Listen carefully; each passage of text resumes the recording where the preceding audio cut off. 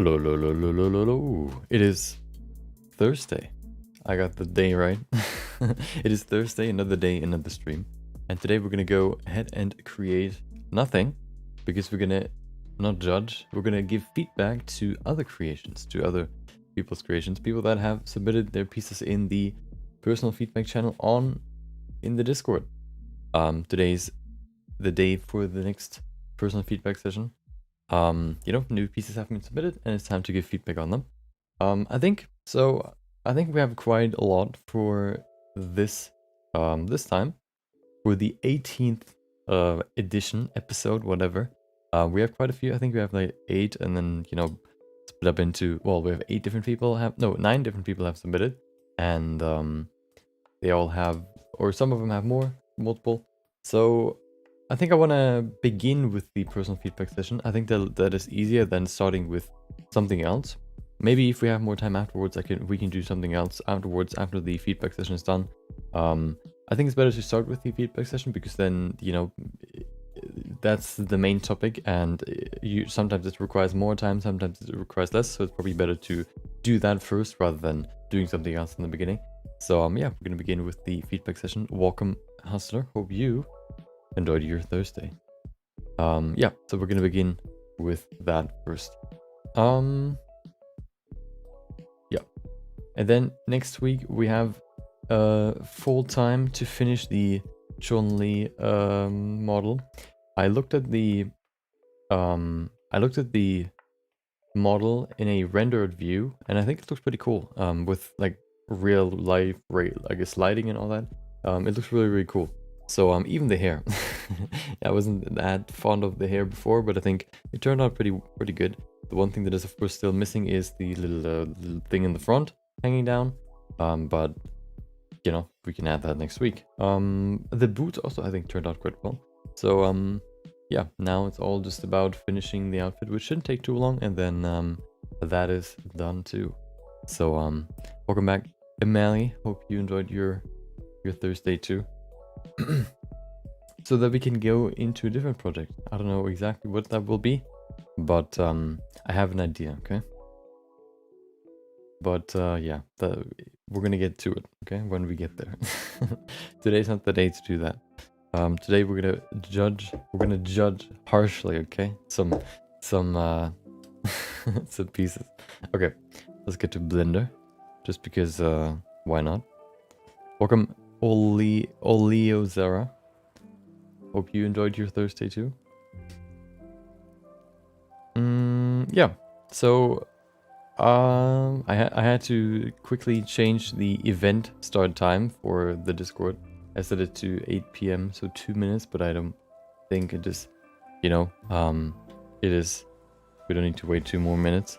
So, so I thought about how I want to do this. I think I want to still set it up so that we can finish, or that I still want to structure so that it is planned for it to take 2 hours.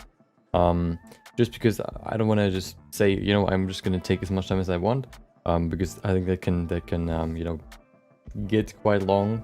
So I want to have some sort of deadline basically that I want to orientate myself. So I think we're going to go with 2 hours again.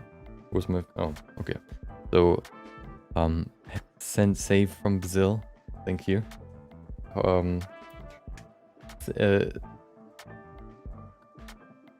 What is it? Well wishes back. Welcome, Milky Joe. Hope you enjoyed your Thursday too. Hope you're maybe even excited for Friday already.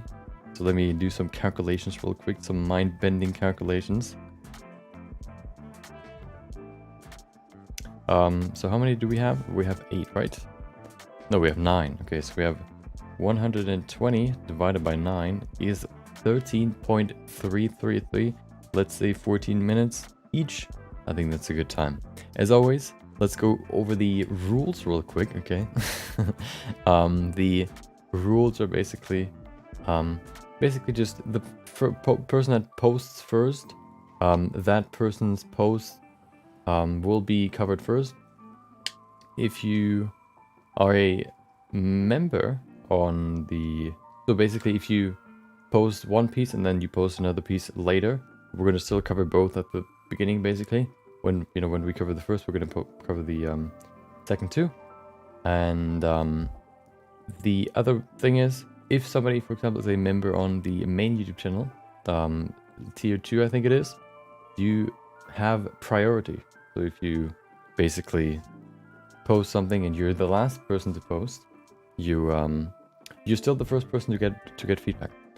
And yeah, those are the two rules. And the last rule, I guess you could say, is when the first person feedback session starts, that's the end of the time for submissions. Okay, so if you post your piece, I don't know, 2 minutes after I started, then we're gonna cover it in 2 weeks. So yeah, just kind of keep everything a little bit more timely, I guess, or structured, I guess. Those are the rules. Okay. Yeah, welcome back, Kenji. Hope you enjoyed your Wednesday too. Thursday, dude. I'm already losing it.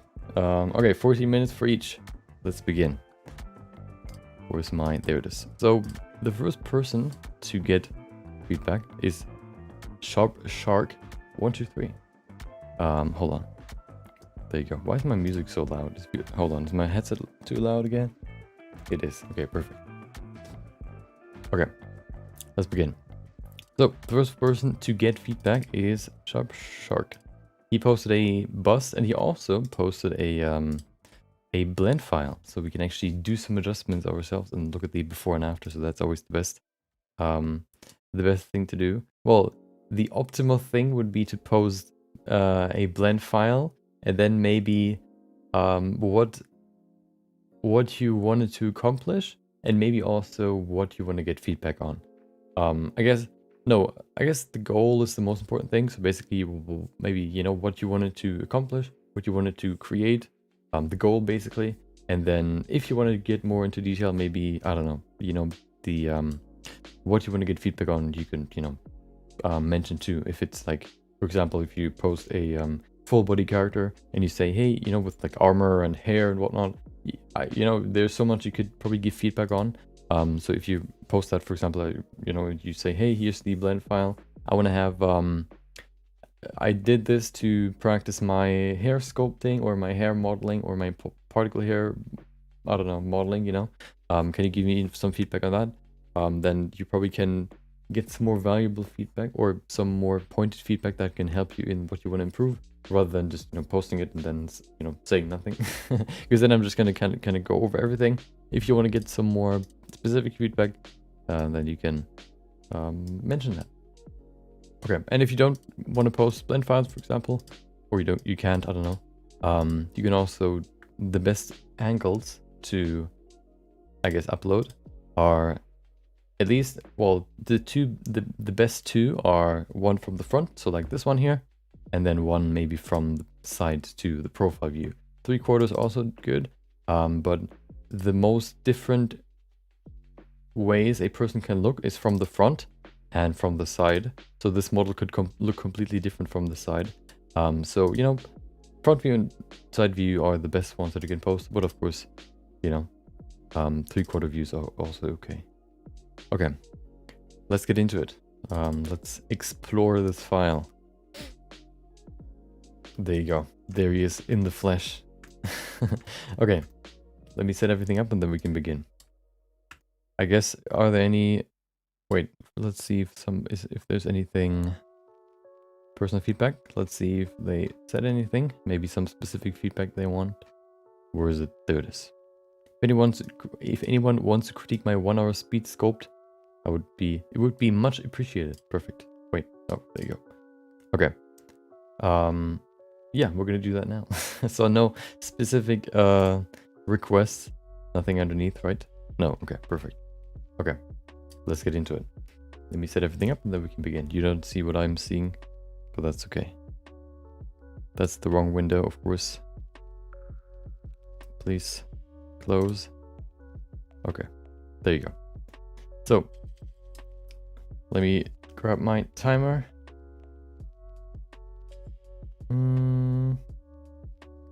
Perfect. Collection, duplicate, no duplication. I'm just gonna make a new one. Is that the cube? Hold on, that's the cube. Perfect. So we're grab these, put them somewhere else. I guess we can keep them there. We're gonna duplicate this, him right there, and then let's duplicate the eyes too. There you go. So we have two. If we want to move them in the height, for example, we can do that. Where are the ears? There you go. Where's mine? There it is. Perfect. So this collection, we don't need the camera, so we can probably just get rid of it. There you go. So now if we, for example, move this over here, and then we press 1 or 2, you can see we can switch between the two. So that's quite handy if you want to see the before and after. There you go. Let me set that up again. There you go. Oh. Oh, hold on. How many times do I have to go back now? Okay, perfect. There it is. Okay, perfect. Let's begin. Let's get rid of one, and then we can look at the other. Let's call it before and after.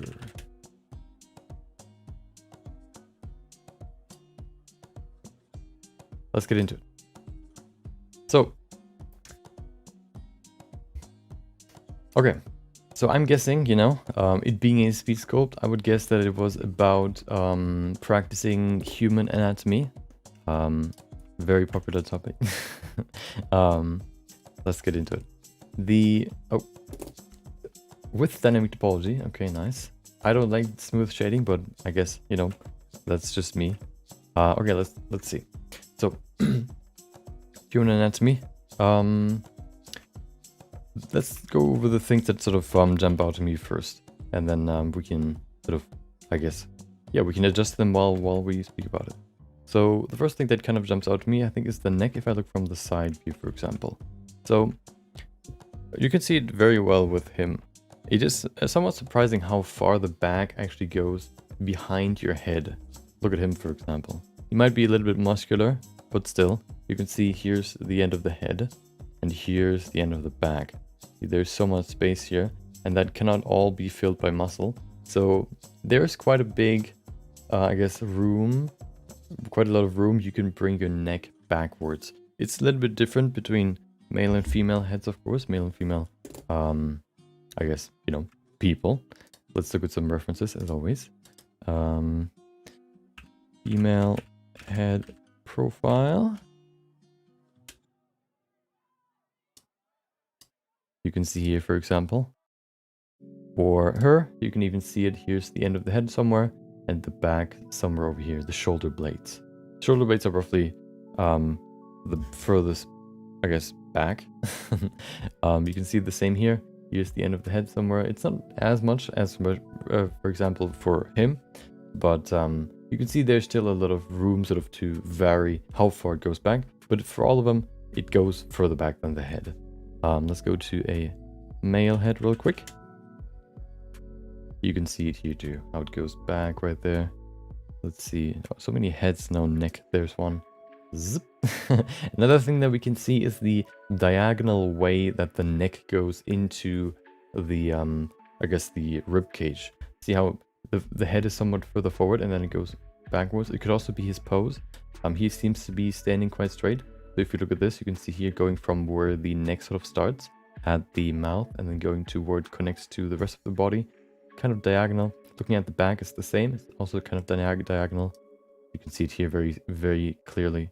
So it's basically always like a diagonal line going into the rest of the body. So if you would kind of do that here. We can see here. One thing that we can also see is that it basically goes from the neck quite early right into, from the back of the head, quite early into the neck. There's oftentimes a little bit of a room, as you can see here. It still goes quite far sort of underneath the skull. So here's the skull, and then it kind of curls in, and you can see how far it still goes in from the furthest part of the part of the head that is the furthest back. You can see it here too. How it's like zip, going so far in, pretty close to the ear actually. So if we kind of take that into account, we could probably do a few adjustments here and there. Let's first of all just kind of bring the neck a little bit further forward.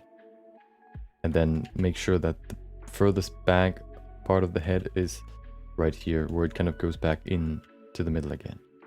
There you go. And then we want to bring the neck also a little bit further back. Welcome, memes are heaven. Hope you enjoyed your Thursday so far. Okay. Hopefully it'll get even better now. Okay. Let's just push this back a little bit. That's pretty good. Okay. Maybe we can adjust it a little bit. Maybe we can bring this a little bit higher. Okay. So that's one thing that I want to do. Another thing, as we said before, the neck goes kind of diagonally into the rest of the body. If you look at it right now, it sort of goes, it has like a slight curve that you could consider maybe diagonal, but I think it can be a little bit more, it can be longer here. The curve can be a little bit, I guess, elongated. So I would probably push this part here a little bit further over here. If you want to do that, we can probably just go look at it from the side and just kind of push it inwards a little bit. Oftentimes what you have here, what I always like to add, it's like a little bit of a sort of, oh, hello. Another person working with pressure radius. Unbelievable. I can never work with it. I tried it once and then, yeah, it was so weird for me. Okay, so we're gonna just make this a little bit deeper. It's not necessarily that deep, but it helps kind of get the shape for the neck right, because it kind of enables you to sort of create the diagonal sort of line first, and then we can bring some volume back to make it look a little bit more natural, like this. There you go. Just kind of doing this. Okay. Another thing, let's go, you know, one of the main rules of the skull is that the jaw ends in the middle of the skull. So if you go from the back of the skull to the front of the skull, the jaw is somewhere in the middle. I think right now or the ending of the jaw, where the jaw basically connects to the top of the skull. If you kind of look at the skull, it would look something like, probably like this, with the cheekbone right here, right there, and then we have the eye hole here, and then we have the skull right here going all the way back and then inwards again, like this. So this is basically the top part of the skull. We have the eye hole here, we have a little indent here, and the jaw is basically here, going backwards, and then it connects to the upper part of the skull right here, basically. Right behind the jaw is the entrance of the ear hole, I guess you could say, or the ears, where the ears go into the skull. And yeah, in general, the connection right here, going like the connection where the lower or where the jaw attaches to the upper skull is in the middle of the skull, basically, going from here to here. So it's probably somewhere over here, I would say. So we can push it a little bit further forward. Let's do that. Da-da-da. Okay, that's looking pretty good. The ear is somewhat a weird object, or organ, but in general, the ear, this one looks a little bit like elf ears because there's a lot of weight at the top. It's quite, I guess, pointy, you could say, because it kind of all goes up, and then here we have this very sort of sharp corner, you could say. Usually the ear is quite round with a lot of sort of like a big curve in the back. So it would, right now it looks something like this maybe. I think what you could do is you could give it more weight right here. So if you compare the two, there's a little bit more weight down here and maybe a little bit more weight up on this side there too. So we can maybe just go in here and kind of push it out right there to give it some more, something like this shape. There you go. Okay. So I think the profile view looks pretty good. We have a bigger neck now, or we changed the neck a little bit. We adjusted the head here. Let's go to the front view. One thing that sort of jumps out to me, let me just quickly see if we have okay.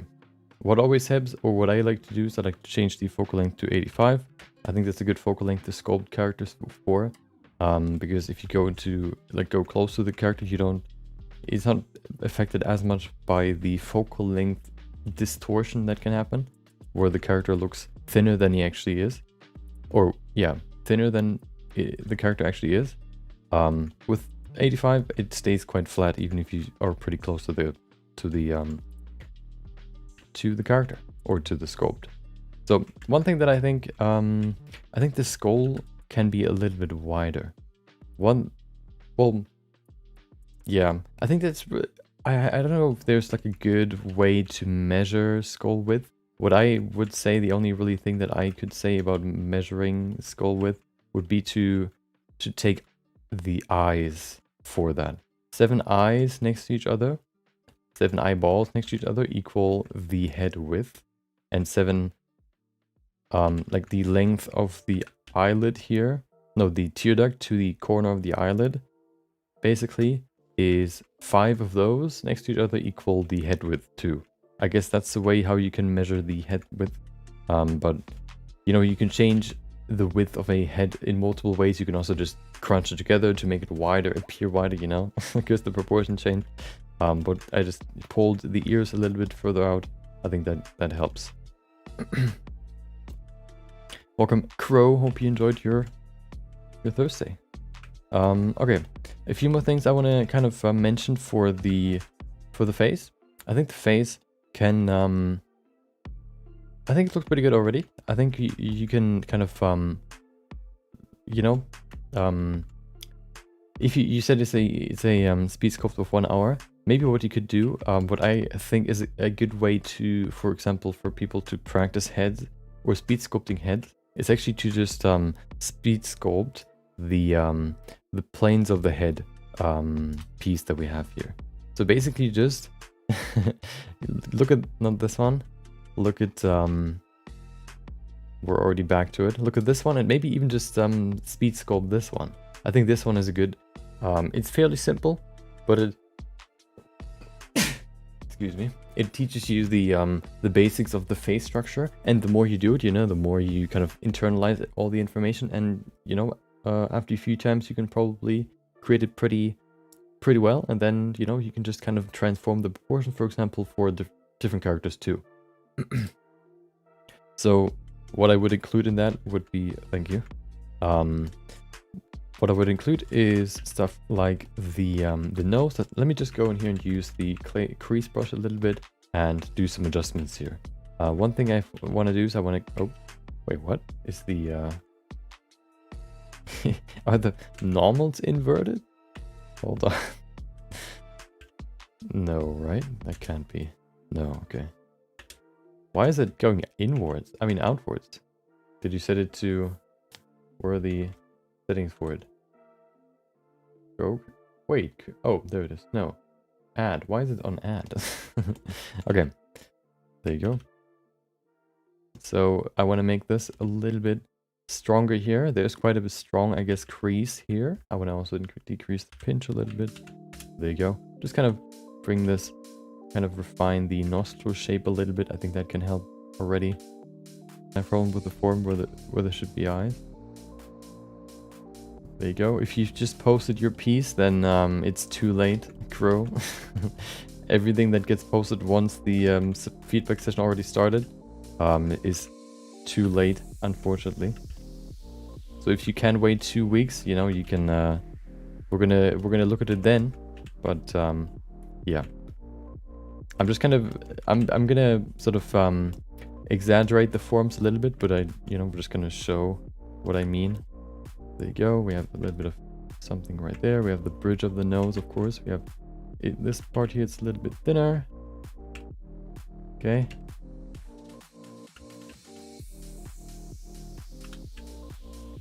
Then we have the eye hole here. We have the cheekbone on the side, right here. We have the cheekbone going to the back.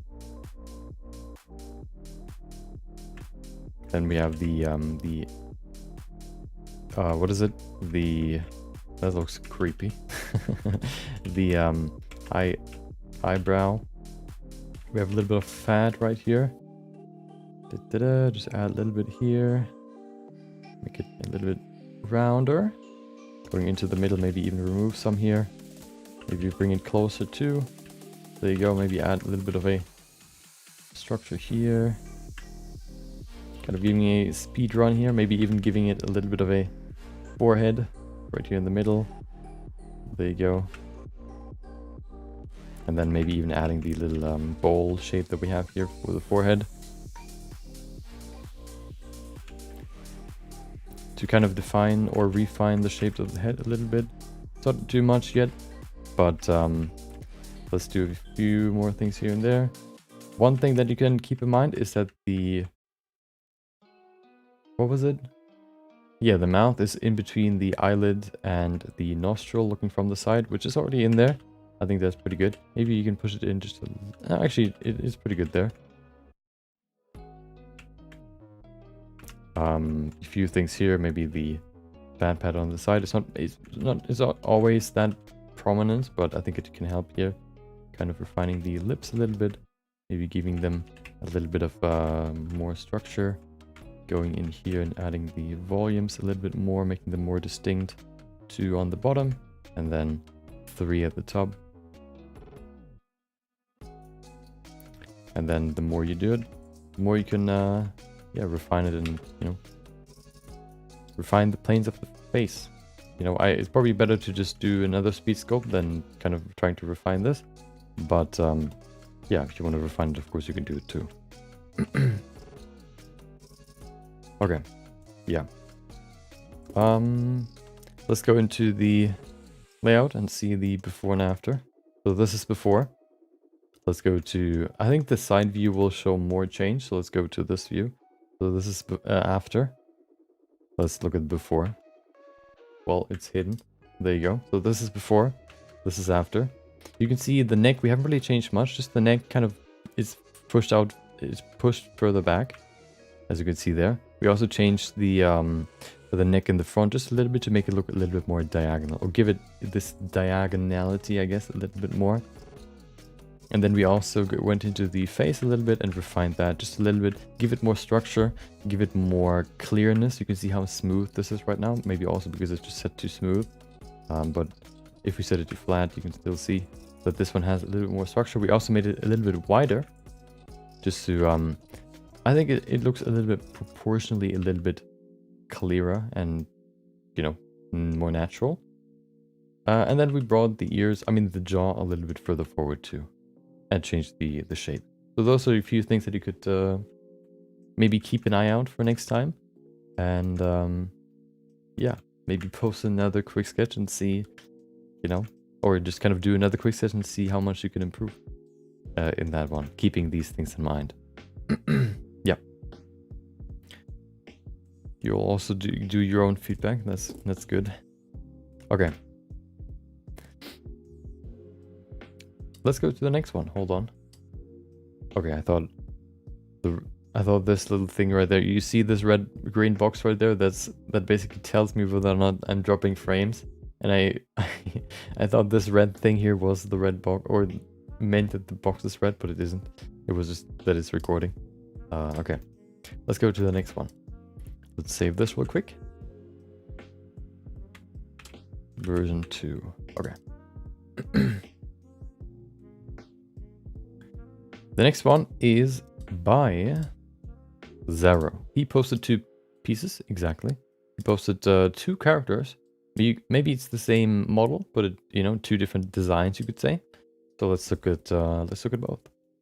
As always, if you post 2 pieces, they're gonna be covered. They're gonna both be covered in the same time. So if somebody posts 1 piece, and everybody has, you know, I have 15 minutes for every person, then we're gonna cover both pieces in that 15 minutes. If somebody posts 15 pieces, I'm gonna spend 1 minute on each. Okay, so let's get into this. So this is the first character, or the first, you know, yeah, the first character basically. What is? Hold on, what did they say? Person feedback. There it is. Let's go into here. Not the second one, the first character. Need some feedback on the body and hands. Okay, body and hands. So the thing is, this is a good example for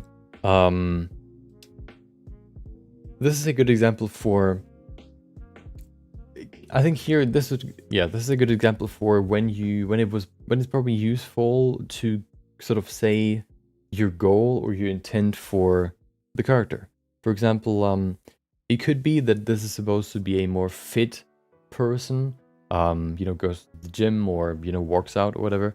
It could be that it's supposed to be a very, I don't know, very feminine and, I don't know, very sexy, female, or maybe it's, I don't know, a very feminine, supposed to be a very feminine dude, for example, could also be, so here, for these pieces, it's useful to say sort of what you wanted to achieve. One thing that you could say for the body is, now it depends on what you wanted to achieve. Do you want to achieve a, a more, like, I don't know, a more fit body, for example? If then that was the case, I think that this one looks pretty good. One thing that sort of fit people have that sort of signals, or in terms of their proportions, how you can sort of see them, or how you can kind of create characters that look very fit, is by making the shoulders wider, and making the kind of wider than the hips.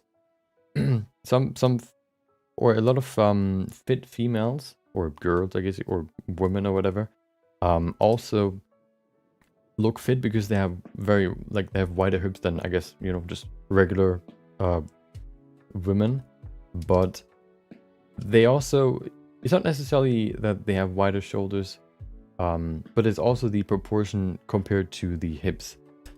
One thing, if you wanted to make a, a very feminine character, for example, what you would do is you would bring the shoulders a little bit closer together, or rather you would bring the hip a little bit, make the hips a little bit wider, and also the waist a little bit slimmer, to give it more this I guess, pear or hourglass, I guess, shape, which is very, I guess, which you can see very often in very feminine characters.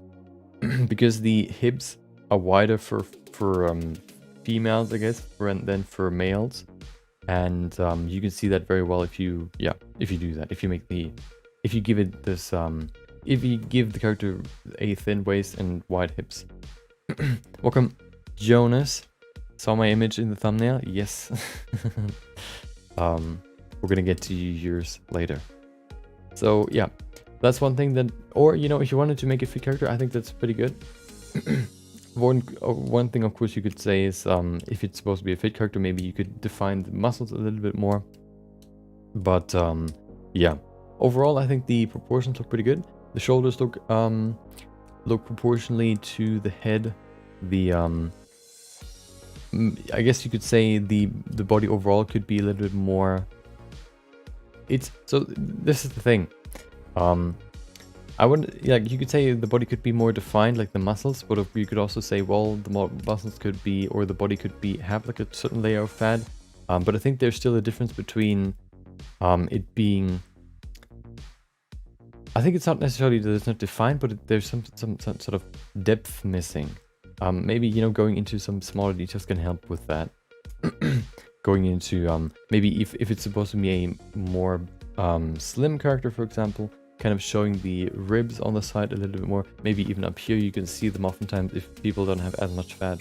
If they have a little bit more fat, maybe kind of showing that too, with a rounding of the shoulders a little bit more, maybe even giving the belly a little bit more. Of course, you can't really see that here in the front view. We have a back view too. Yeah, so I think what can help here to improve that even more is kind of looking at the muscles a little bit, maybe defining them a little bit more, and then maybe adding some layer of fat on top, to still define the muscles a little bit more, but still make it look, however you want it to look. Let's look at the hands real quick. They wanted to have some feedback on the hands too. So I think with the hands, it's somewhat similar. They're fairly undefined. There are no one thing that always makes hands or makes fingers look very sausagey, I guess you could say. The first thing that kind of contributes to that is the shape.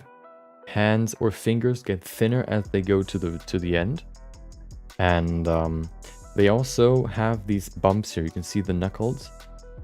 Do you see how it gets kind of thinner, and then it gets wider again for the first knuckle, then it gets thinner again, and then it kind of thins out. So what I always like to add to my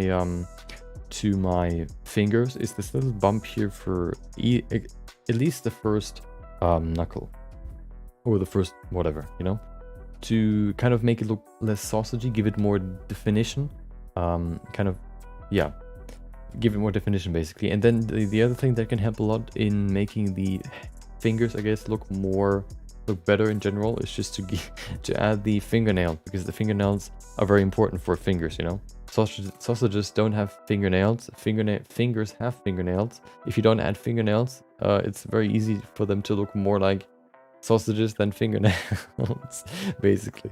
Another thing that can contribute to that is the shape from the side too. Just joined the Discord, but I'm unable to send messages. Get the error message, you don't have permission. You need to read the rules, and then you can. Yeah. So, yeah. The full rules post, okay? Or at least, you know, yeah, basically. Yeah, what I think what can help you here is the shape of the fingers. At least, especially the fingertip. I think that's the one thing that sort of, that's the biggest thing that I see right now. The fingertip, if you look at it, if I do it like this, you can see it, maybe. The fingertip is very pointy at the fingernail side and very round at the other side. Right now it's very pointy on the other side and is very round on the fingernail side. So if we go in here and we just do some adjustments here, I think what can already help a lot with the fingers would be to just kind of go in here and go into liquefy and just kind of push this forward like this, and then we can push the rest backwards a little bit. See how much that already helped? Let's look at it in more detail in HD. Okay, there you go. If you look at this now, there you go. Maybe even kind of, there you go. If you now look at this before and after, see how much that can change the finger shape. Another thing, I think, the creases between the different individual parts, they're quite strong right now, especially when you have your fingers straight. You don't really see them necessarily. You can still see them because they have this red line here, or these folds. But having your fingers straight, you don't really see at least these strong creases. You can have some waviness, but it's not that strong. It's somewhat hard to really create those with a low resolution sculpt. But I think by just kind of making them a little bit flatter, that can help too. And another thing too is that the fingers also get thinner as they go to the tip, not only from the front, looking at it like this, but also from the side. See how it gets thinner? How it's super wide here, and then it gets thinner as it goes to the fingertip. Looking at it from this view, it's wide, and then it goes thinner until it reaches the end. So we can probably do the same here, just kind of pushing everything a little bit closer together to give it a more finger-like look again. There you go. And then we can also kind of reduce the strength of these creases. There you go. So this is, the other finger looks kind of weird right now. Let's kind of push it back too. Okay. So let's look at the before and after. This is after, and this is before. See the difference? So those are a few changes you can do. Bringing the fingernail forward. What I like to do is, if you have this sort of this part here, if you basically want to adjust this, what I always like to do to make my finger endings, I guess my fingertips, very straight, or give it this shape here, this shape. What I like to do is I like to just go to where the fingernail would be, use my grab brush and just push this. Oh, okay. Push this part forward as I did it here to kind of create this very sharp ending where the fingernail would be, basically. Yeah. So that can help. Yeah. Oh, another thing. Yeah, just to reiterate, you know, if you join and then post now, we're gonna look at it in 2 weeks. Okay, in 2 weeks is gonna be the next feedback session. So if you post now, we're gonna look at it then. But yeah, let's go and save this real quick. And let's go to the other character real quick. We have 3 minutes left, so let's do that. Number 2. So this one, let's look at it. Here it is. With more colors and a pretty interesting design. We can see, I think you've showed off this hairstyle before, but I don't think it was that big, or it didn't seem that big before. But now we have quite a lot of hair, which I think sort of makes the head look very big, of course, because hair also contributes to the head size, which can make it look a little bit unproportional, I guess. The head looks, you know, extraordinarily big now, but maybe that's what you were going for. It looks like you've maybe even used the same body. Actually, maybe not, because it's a different pose. But yeah, one thing again that you can always keep in mind. Okay, I'm not going to say it again after this point. Okay, so I'm going to say it one more time. Is the seam lines. I think just giving all these clothes, you know, a few seam lines can help a lot in giving it more detail, making it look more realistic, and yeah, very quickly making everything look a little bit, you know, more detailed, basically. Or yeah, I see you've added some folds right there. I think they help too. What you can, if you want to see what seam lines can do to a piece of clothing, is just look at the. Did we do it yesterday or the day before? I think we did it yesterday when we worked on Chun-Li's boot. We added the seam lines afterwards, and once we've added the seam lines, it looked way better, and the folds too. So folds and seam lines do a big job in making clothing look really good.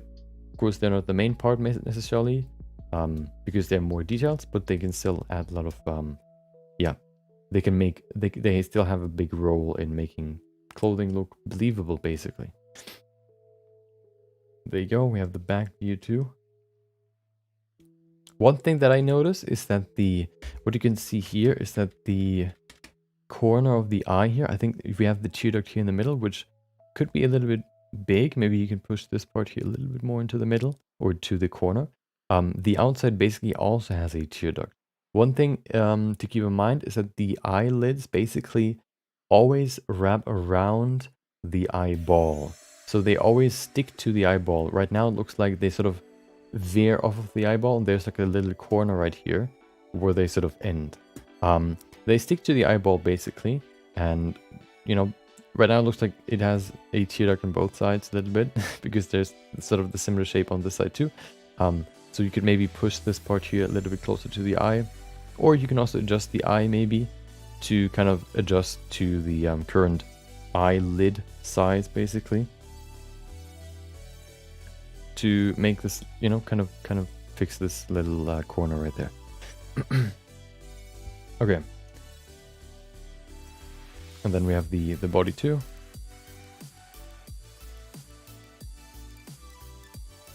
Yeah, I think I don't know what this is. Maybe this is a, you know, texturing error or whatever. Or maybe this is, you know, these skin, what are they? These white skin thingies that some people have, where they have like this little white, you know, they have just like a batch of white skin somewhere. Maybe that could be it too. But here you can see how much less or how much more it looks like fingers just by adding the fingernails here, or at least the shape of them. See how much it kind of adds to the finger look, I guess you could say. So doing that for the other character could help there probably. Yeah, but I think the bodies are quite similar, so I don't want to go over the body again. I think this one, the stuff that I said about the first one, I think applies to this one too, except of course for the fingers maybe. Okay, let's go to the next one. The next one has been posted by Funky Homo Sapien. They wanted to sculpt a climber in action. There you go. And I think they already got a little bit of feedback by Lego Robot, so let's go over that real quick. Some tips on how to make the shoulders and neck look more natural. Looks super tense. For context, imagine him climbing a boulder similar to the reference image. There you go, so we can see the reference right there. Unfortunately, of course, we have a front view here, and then we have a back view right there. So we can't really... One thing that is very important if you want to make somebody look like they're doing a certain pose is the shape of the muscles. If you do this, for example, your muscle's going to look way different than if you do this. We're going to get into that soon. The problem is we can't really use this as reference for that. We can only really use this as reference for the pose itself, because we can only really see the back of the back muscles, which we don't see here. So the only thing we can really gather from this may be the overall pose, basically. But what did Lego Robot say? What did Lego say? Pectoral muscle should stretch a little bit more when the arm is raised like that, and the delt should be higher to match. Yeah, so he's speaking about how the muscles change when you move in different directions. Also, when you're pulling in that position, the lats should pop out a little bit more. Yep, so muscles again. Brachioradialis should be flexed also. What is the brachioradialis again? I can't remember. I think it was... I don't remember. Let's see. No, yeah, we're going to get into that. So, a lot of muscle things, a lot of muscle changes that sort of, apply when you do a certain pose. Looks like he's set up on the left heel instead of the toe on the, I guess, this left heel. It looks like kind of he's standing on this one instead of this one. And then a scum around the corner with the other foot. Oh, yeah. Last time I modeled something like this, I made the boulder first actually and moved the limbs into position. So I think if I want to do something like this, that could be a good idea too. I think what will help the most with something like this is to create a base mesh first. Maybe out of multiple cubes, maybe made of, or with subdivisions on them, maybe out of edges with a skin modifier applied to it, just to kind of build the pose first, and if the pose looks good to you, then you can go into sculpting. It could be that you've done that. If so, good job. If so, then let's go into Photoshop and talk about what we could do to make this look even better. So the one thing that Lego said was he talked a lot about muscles. If you especially if you do climbing where you need to lift your body up to something, the muscles need to do a lot. Muscles have two functions. They can either be they have one function. Muscles basically can only really tense up and then they can relax. The reason why they would tense up is to bring the muscle they're attached to, the two bones they're attached to closer together. Looking at the biceps, for example, the bicep is connected to this thing here. What is it called again? The clavicle, if I remember correctly. And the forearm. So if I flex it, the muscle gets shorter and pulls the forearm closer to my clavicle. If you want to pull yourself up to something, you would tense, or you would kind of flex your latissimus, the muscle in the back here, to pull your arm down, basically. And every time you tense a muscle, it gets shorter, but the muscle itself gets wider because the volume kind of crunches together. And this way you can sort of show if somebody is in movement. Right now he looks very, very, I guess you could say, very relaxed, because this biceps here is basically as tense as the other one. I don't think you would really use that much. You don't necessarily use biceps that much in this pose, but you use the lats a lot. The lats are basically, I'm going to show it to you again, the muscle that goes from in here, in between here, it goes into the armpit and connects to the upper arm bone, goes here, all the way into the middle. So it's like this V shape here. And what it does is basically it pulls your arm down. So if you have your arms raised, it can pull them down. And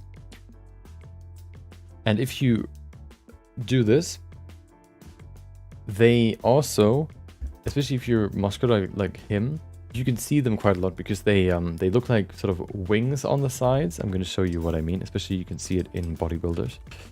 Bodybuilder lat. Here's what I mean. There you go. The lat is this part here.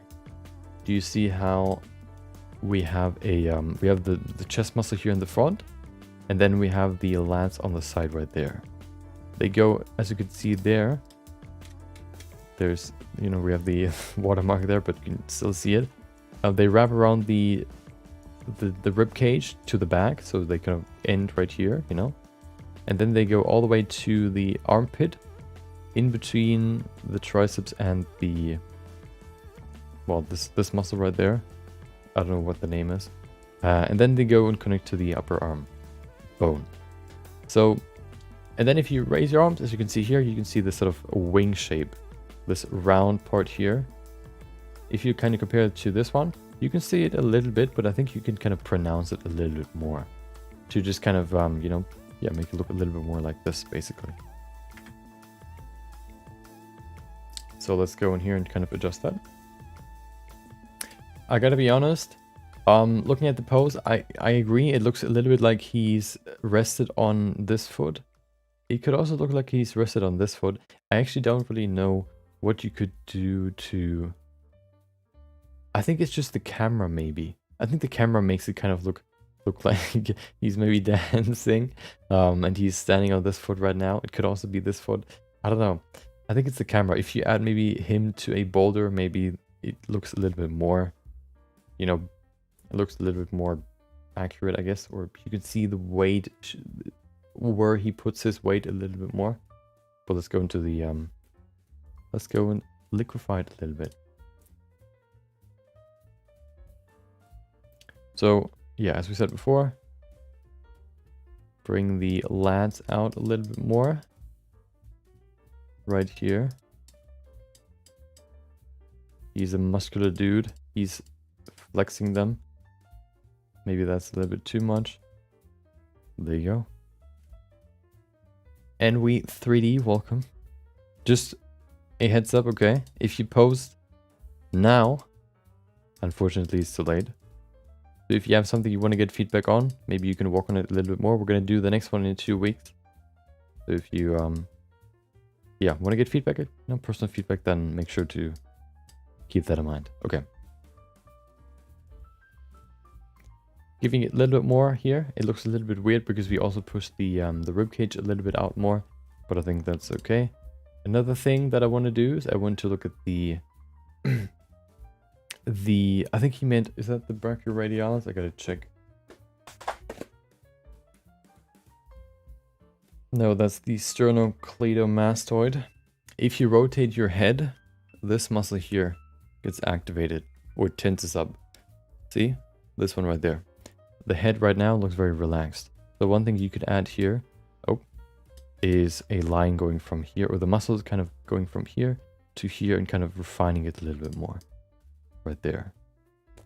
There's not really, you know, yeah. I think overall the neck can be a little bit wider here. The neck looks a little bit slim, basically. I think you can bring it out a little bit more. I don't exactly know what it is. There's a lot of different muscles that sort of intersect in this region. So I would probably have to look at the model itself, but I think that's one thing you could consider. Okay. Let's just kind of make it a little bit wider, I guess. Why not?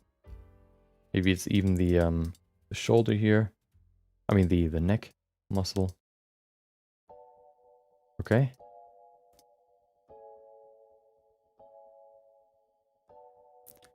There you go. Another thing, I think the jaw is quite long. It could be because the jaw in the front is quite forward, the chin. We could bring it back, or we could probably just bring the jaw a little bit further forward.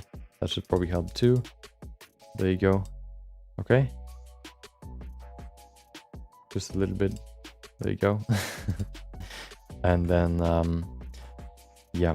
One thing, if you do, the biceps will be activated more if you pull yourself up like this.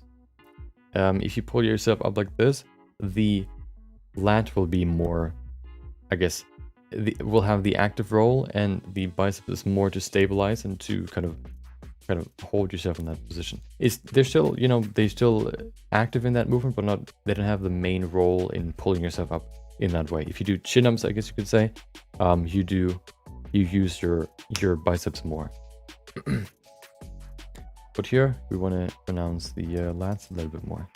So you could maybe say, oh, one thing you could probably say is that the biceps is a little bit tenser. So you would probably kind of bring more weight over here a little bit, not too much.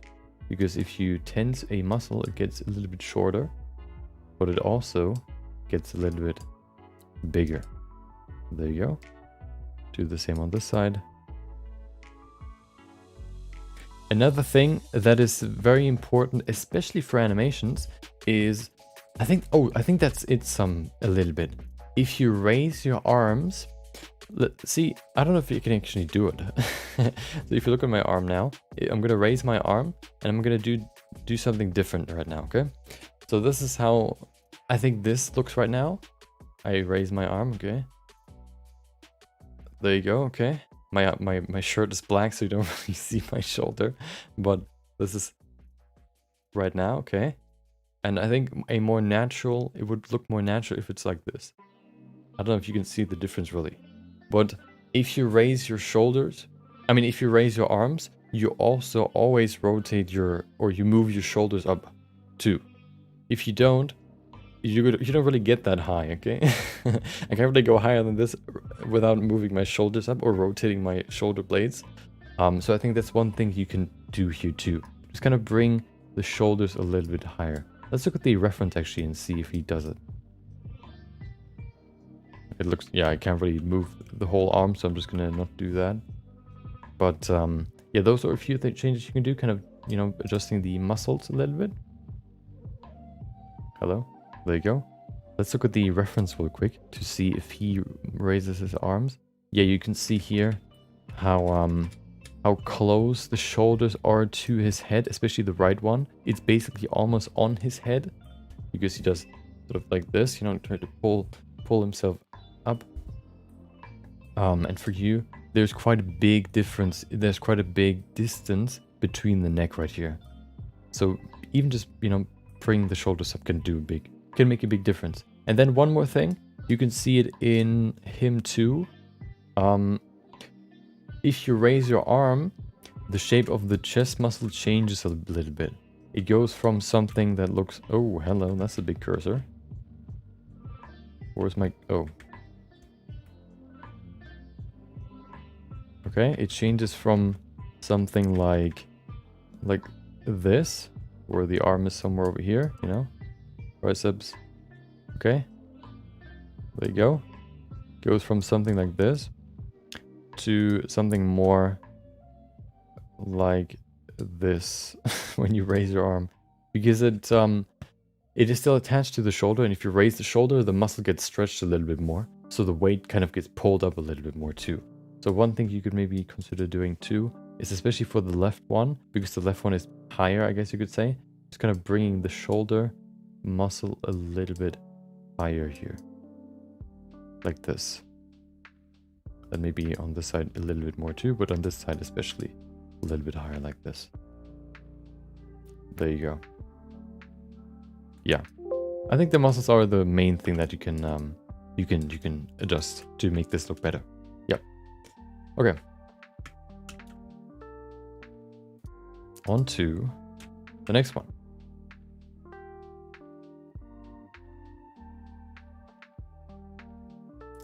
The next one is by, I don't know how to pronounce it. Let's see.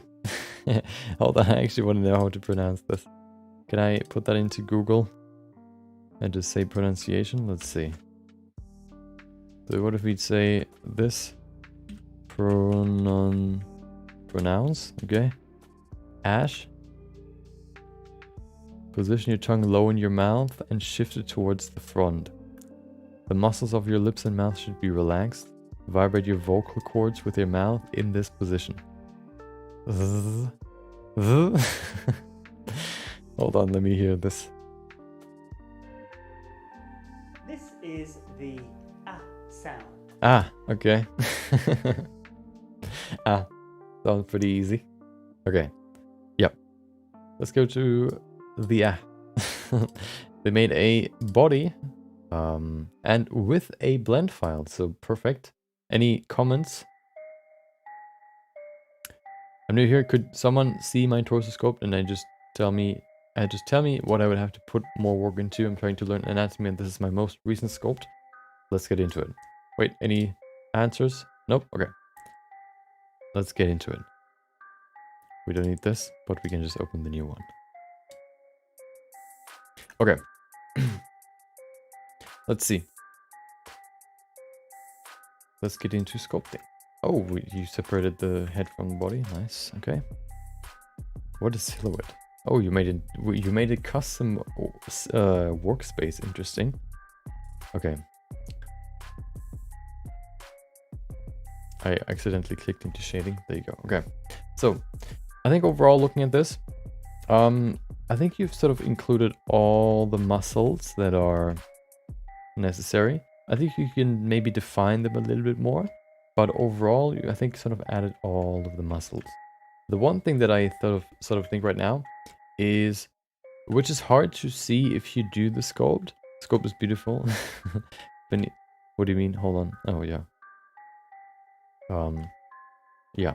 So it is hard to see it when you do it, but I think the shoulders are a little bit too slim right now, and that is because the head is quite slim. I think the head could be a little bit wider, more like this maybe. Maybe that's a little bit too much, but you know, you get the point. And then the shoulders would be a little bit wider too. You oftentimes take the head width, 3 heads, you know, next to each other equal the shoulder width, which means that the not the shoulder width including the muscles, but excluding the muscles, basically only the bones. Which means if your head is slim, the shoulders are going to be slim too. But it's hard to see that if it's hard to see that really if you do the sculpt. I think the whole build could use some more squattiness. Yeah, okay, let's get into it. So now we can see it could be a little bit wider probably, so we're just going to bring the shoulders out a little bit more. Especially because it's a more muscular body, we would probably have some more wider shoulders. There you go, with nice and round shoulders here. Okay. I like that you've added the shoulders too, because without them, you know, it's hard to really sculpt good pecs. So the next thing I talked about is the muscle definition. Let's get into that muscle definition a little bit. How much geometry do we have here? Oh, we have enough to define some stuff. Okay, so I think the overall I would say giving everything more depth, giving everything more definition would help probably the most. What I mean basically is that everything looks a little bit shallow, you could say, because like you've added some creases, which is good, but they're not as deep as they could be. I think the best example for that would be the abs. The abs look good. They have a good shape. I like that you've added sort of this a shape that looks something more like this, rather than just making it straight. Making abs straight oftentimes, or a lot of times, makes them very fake, because that's usually not what abs look like. They oftentimes always have some sort of variation in their shape. They're not just straight lines. They often have, you see here, there's like a small curve right there. We have here, they sort of merge together a little bit. You see here, we have something weird going on here. So they always have a weird sort of, they're never really straight. You can see here too. So one thing to make abs look more realistic is to just kind of give them more, I guess, variation in even just the separation between all the muscles here. So maybe just kind of going in here, for example, and kind of accentuating the shape a little bit more can help. Right here. There you go. Even in the middle a little bit can help too. There you go. Then when it comes to the belly button, maybe kind of accentuating this too a little bit here. Okay. And then I think what can help the most for the front of the waist, or for the front, yeah, basically of the waist, are the muscles that go and come from here, basically somewhere over here, and sort of they connect to the rib cage, which is right here. They connect to that, the muscle right here, and then they go over these muscles, but they get very thin once they reach this point. It's kind of weird to explain. If you want to see what I mean, look up Sam Webster, what is it? Ab muscles. He explains it very, very simply. They go from here and go into the middle. So you would have something that looks like this, basically. These muscles. I think those sort of, those are sort of missing right now. So let's add them a little bit. What I mean is, we would first of all have the hips here. The hip bone is oftentimes very, very visible somewhere over here, right there. And then we have a little bit more weight here on the bottom. And then we go to the back. These connect to the rib cage right here. And then we also have muscles kind of going diagonally up like this.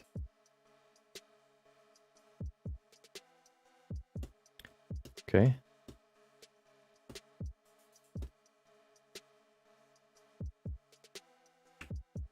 Oftentimes what we can see sort of like a transition from these muscles here to the side muscles too.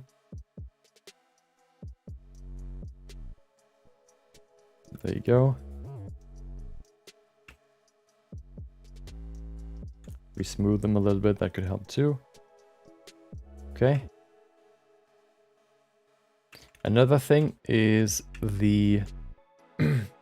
Welcome, Zachary. Hope you had a great Thursday too. And welcome back, James. The chest muscle looks a little bit flat looking from the side. I think you can just kind of get a bit more of a roundness here. Not too much, just a little bit here. Making them nice and round. That can help too. The muscle structure of these, of the pecs, basically they go to the bone right here. And it looks something like this, basically, just kind of all going and merging together here into one sort of string here at the end, connecting to not only the middle of the chest here, but also the clavicle right here.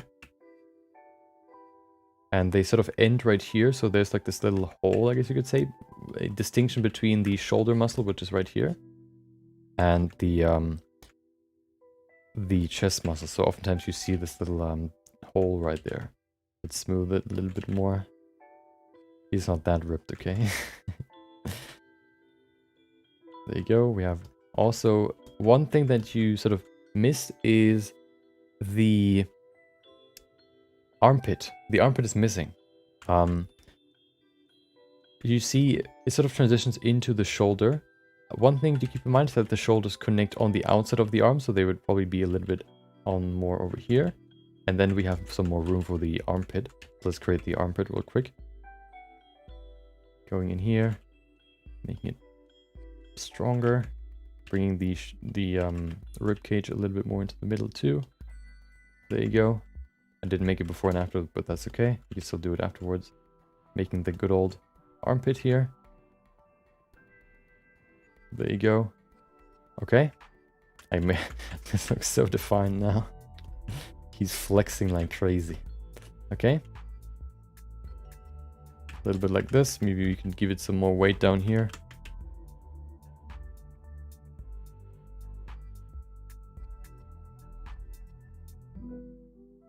Even just using the clay strip brush like this can give your muscles quite a lot of definition.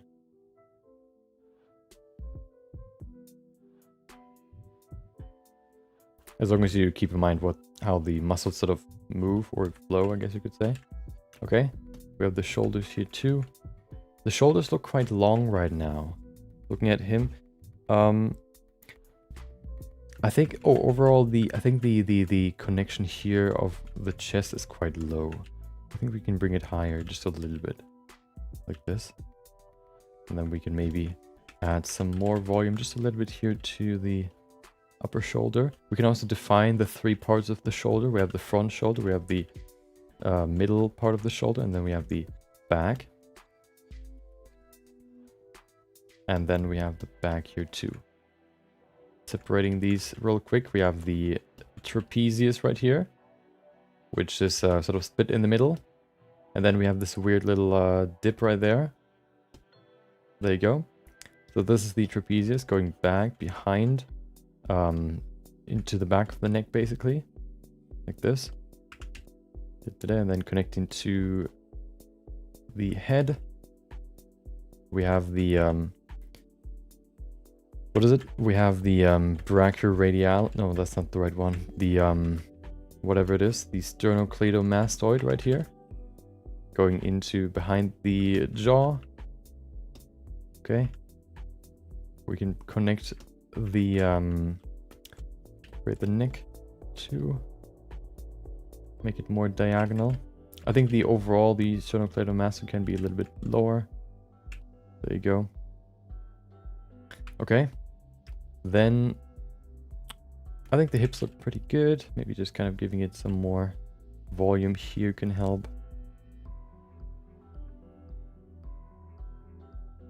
So I think the front looks pretty good now. Let's go to the back. Before we do that, I want to go to the shoulder real quick. Just kind of giving it a little bit more volume here.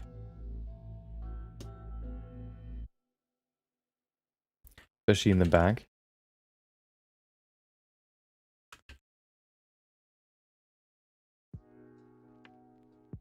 Okay.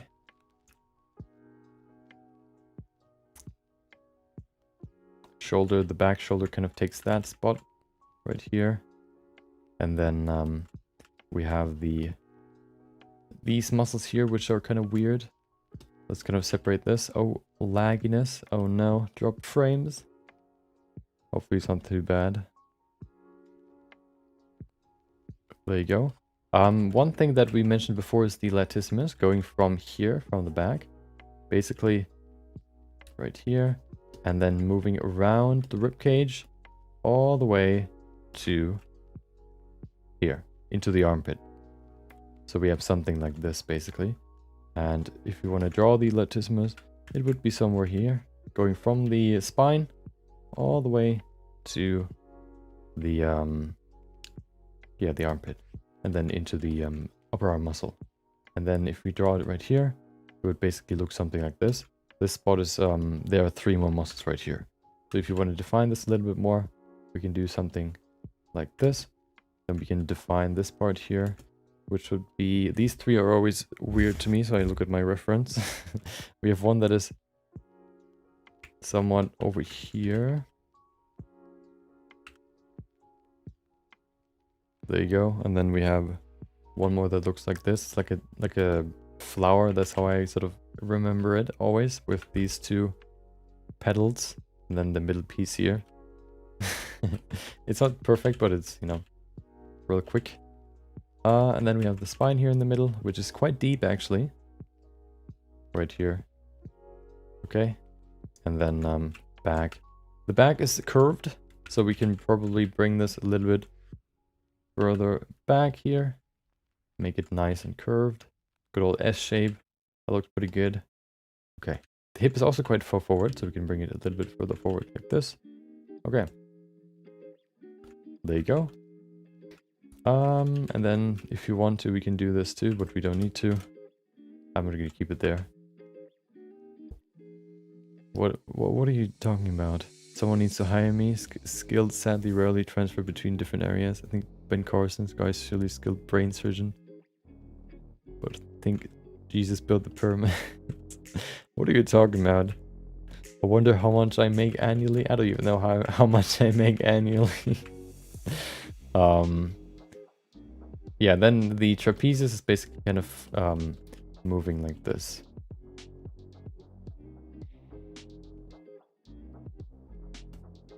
And connecting to the clavicle here too. Right here. So it already had a pretty good structure. I've kind of just refined everything and kind of moved everything around a little bit to kind of give it a more natural look, you could say. There you go. making the shoulders a little bit wider. You can also see with very muscular people, you can see the trapezius, as you can see here now if you look at it. See how you can see the trapezius right there. That's one thing I wanted to keep in mind. Another thing is that there are these muscles that you've also added, which are right here coming from the coming from behind the they come from the shoulder blades, which is somewhere over here, and go to the rib cage. The ones that you've added here, that looks kind of like this. If I remember correctly, yeah, you've added them in the other direction. We have these muscles that go up here like this, and then we have the we have the ones that sort of come sort of upwards from the other side too. So it looks like this. We have this sort of zigzag shape where these two muscles sort of intertwine. So it would look something like this for the first muscle that come from here. Okay. And then we have the other ones that come from here, like this. Okay. There you go. It's quite sloppy right now, but you know, there you go. So if you look at the before and after, let's see. I've just kind of refined everything a little bit and adjusted the proportions just a little bit to kind of make it look more, I guess, respect the musculature. You know, he's probably supposed to look very fit, so I made him look a little bit fitter. Let's look at the before and after. I need to append. I'm going to save this and then I'm going to append it. Version 2. Let's append. There he is. Okay. That's good. Perfect. Oh. So this is after. Okay. This is after. Da-da-da. This is before. So basically, you know, you can see the biggest change are the shoulders, just kind of giving them more roundness. You're moving the armpit, I guess you could say here, the corner a little bit higher. Also, overall giving everything a little bit more volume, making them more voluminous, and giving everything overall more structure, more definition. The abs here, for example, the hip bone, then the side muscles. Same for the back here, the latissimus going into the armpit. The armpit is now here. The armpit exists. Before it was sort of a little bit, you know, there was, you know, it was sort of, it went straight into the shoulders. Here you can see the shoulder, I mean the armpit. The armpit would be filled by the arm. So, you know, especially if you lower your arms, you don't really have armpits. They're sort of, I guess, filled by your arms. So, yeah. But if you don't have any arms, you would have this sort of hole right here. Shoulders have a little bit more, have a clearer structure with 3 different shoulder muscles. The next 2 here, kind of looking at the overall shape a little bit more. And then in the back, you know, just kind of refining everything, giving it a little bit more volume. And there you go. Yeah. Oh, of course, the head is also a little bit wider. Okay. But overall, I think it looked pretty good already. You know, just a little bit more definition, a little bit more refinement to get it to this. Yeah. So, good job. Let's get to the next one. The qualifications needed here in Cali to work on CGI are super high. I just threw away my pen.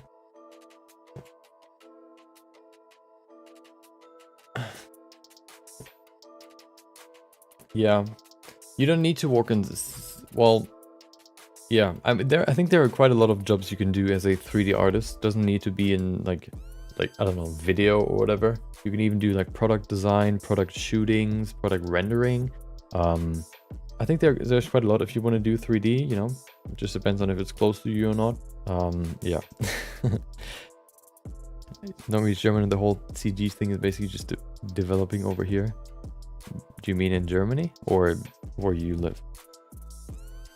A lot of small details add up to a very different overall, more realistic look. Yeah. Okay. Yeah. So yeah, Just kind of refining all the shapes. We'll get you here. Okay, let's go to the next one. The next one is by Megalanius with 2 renders looking pretty cool. Let's look at the first one. Those are images, so we're gonna look at them in Photoshop.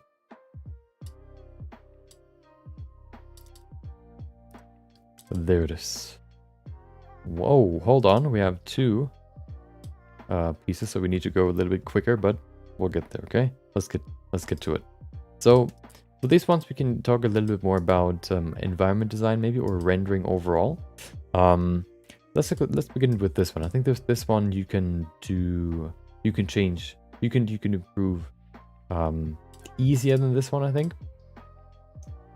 Yeah. So the first thing that comes to mind that I sort of see that you could improve is everything that is in a world. To make something look realistic, everything in the world should interact with each other. If you have a light and you have a ball sitting on the ground, the light would hit the ball would be brighter on one side and darker on the other side, because the ball interacts with the light and creates a shadow on the floor. So you would have the object interact by the light hitting the ball and the ball creating a shadow on the ground. Kind of relating that back to this, to make this squid interact with the water, it would probably, if it's not just a statue, for example, it would probably create some waves, or create some, it would push the water around, create some big waves because it's moving around, throwing the water in all directions. So I think the best thing you could do here, the simplest thing you could do here would be to just kind of add some waves, maybe even some big waves around this monster. Maybe even adding some water dripping down from the arms, for example. I think you've done it here, maybe? No, that's the side of the arm. Okay. I think that's one thing you could do, because the squid is, or the monster is supposed to interact with the water. So it pushes stuff around. And yeah, that's one thing you could do. So, just kind of, I don't know, adding some water here. Hold on. I'm also dude. Dude, I'm pressing the wrong button. Woo. We have some water here. Okay, there you go. This is supposed to be water. Look at this awesome water. Perfect. We have some waviness going on here. Maybe we can even say this one just lifted off the water, so we have some drippiness going on here. Okay. It is very wet still. We maybe even have some pouring down here. And then we have some leftover water kind of falling down from here. Same from here, There you go. Okay. There you go. Make it interact with the water. And then I think the other thing that can help a lot with this image is the adding variation. So the simplest way you can add variation to this scene is to add some sort of plants to this rock, or adding something to this rock. Right now it's a rock with a little bit of moss on it. You could kind of consider adding more moss. You can consider adding some different flowers that you could find on these rocks. You could consider adding a little bit of a maybe smaller rock sitting on the big one, so that it's not just like purely smooth. You could consider adding some wetness on the sides, because the waves do not reach the top. Or maybe even just sort of creating some waves just splashing up here, You would have the water kind of splashing up here, creating this very dramatic effect, Like this, okay? Creating some nice water here in the front too. And then you would have a little water here sitting here, of course. What you could consider too is somebody noticed, or somebody mentioned it. Yeah, something in the background, not just an HDRI.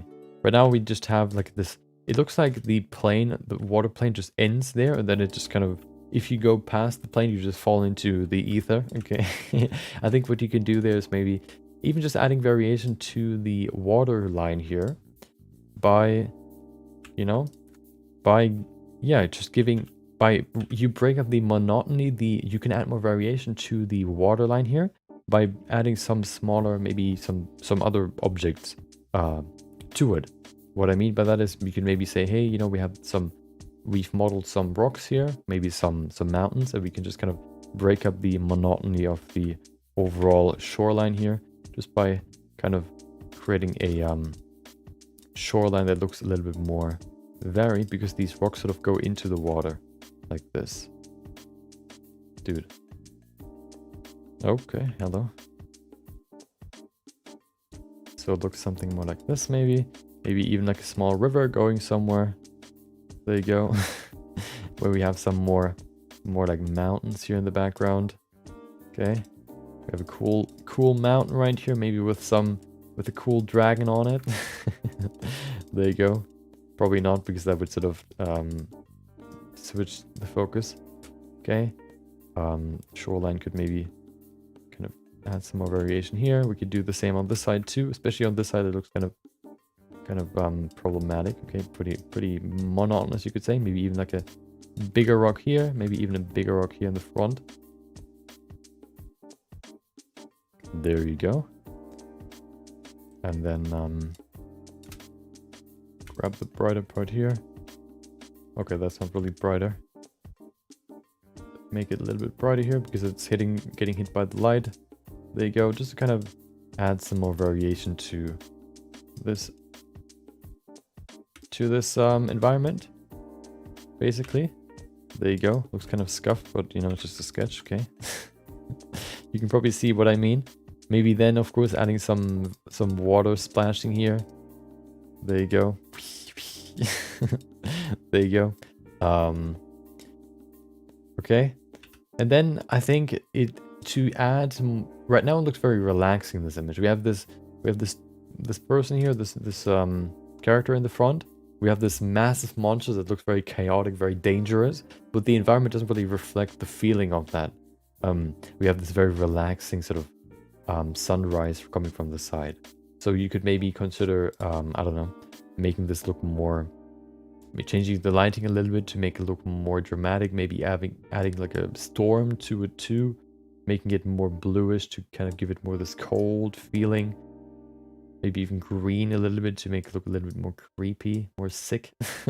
Then maybe bringing down the white a little bit, making the black quite dark. So it's more in a night scene with a lot of sort of clouds at the, you know, in the sky. The only thing that is really hitting him is the light coming from the right side. Maybe, I don't know, texture doesn't really help you. Vibrance doesn't help you. So it's just kind of maybe darkening everything a little bit. You could maybe, you know, oh, well, I can't really change it. Well, it doesn't matter, okay? And then, you know, just kind of lowering the overall, no, not lowering everything. I mean, bringing some clouds here in the sky to make the sky look a little bit more menacing, a little bit darker, and giving everything a little bit more, yeah, kind of supporting the feeling that you want to convey with the monster and the dude in the front. You know, he's kind of facing a challenge in front of him, and it's very scary. It's very, you know, he doesn't want to do it, but he has to. And the environment is sort of, you know, also scared. So they created these clouds and, yeah, kind of convey this feeling of uneasiness and danger. Needs more shadows and waves. Yeah, waves are especially hard. I've added them once to a piece, but waves are pretty hard to do.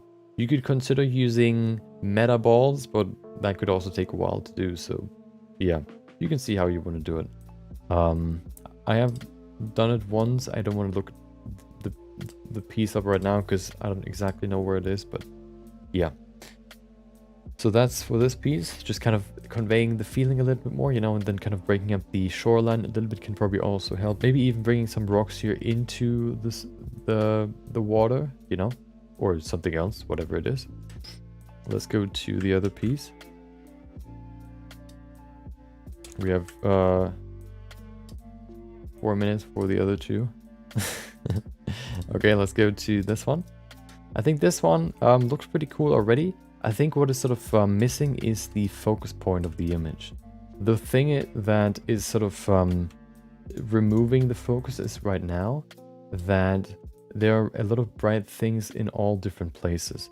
Let me show you what I probably would do to kind of set the focus on what I would think would be the best focus point would be the character right here, okay? You would probably, I think what I would do is I would sort of just, not lens correction, hold on. I would lower the brightness of the beams on the side here. So what you could do is you could maybe bring down the whites a little bit here. Then also the highlights. Make them a little bit darker. Shadows, maybe even darker too. Blacks too. Not, okay, well that's too much. Just a little bit like this. Then we can invert the... Not this. Hold on. We can invert the filter so we can apply it again. What I want to do is I want to make this darker. All these beams here on the side, so that they don't really grab your attention too much. There you go, maybe even everything here on the outside. There you go. Making everything sort of darker, which isn't necessarily the focus point, and then maybe making the front or this piece here a little bit brighter too.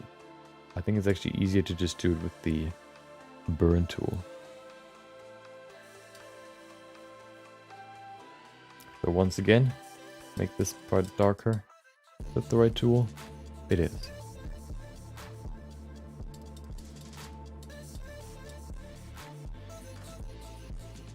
There you go, making this part here darker. It's hard to really make the lights dark or dark enough. So we don't need to have a lot of light coming from the side, for example. We can maybe get rid of the... This also gets lit up quite a lot. I think we can reduce that. There you go. So that the light can still come from the top, but it's really focused on the middle, on the monster itself. And then we can use the dodge tool. Well, you would brighten up, you would change the lines, of course. Just kind of brighten the monster a little bit. Here. There you go. Oh, look at that. And then we could maybe even add like a nice shine coming from the top, lighting all this up, maybe even the stairs, to just kind of lead the eye a little bit more into the middle. Hold on. Let's see if I can make this very dark. Yeah, I can't really reduce the strength here too much. But I messed it up again. Hold on. I need to save this too. Let me grab it again. Okay, so you can see it's basically the opposite. It's basically the opposite. Right now, what we've done here is we've lowered the strength of the lights here. You could maybe even remove it completely. Although, maybe you could maybe define these beams with lights coming from somewhere else, maybe. And what we've done is basically we've turned this into this. You can see how the light actually, or how the light right here sets the focus around the monster, because everything is brighter except for the monster. The monster is the darkest part. And if you look at this, it's the exact opposite. So you can see how much just changing the lighting and the contrast and like setting the focus on the monster itself with the lighting, how much that can change the environment or the feel and look of the piece. Here's before, here's after.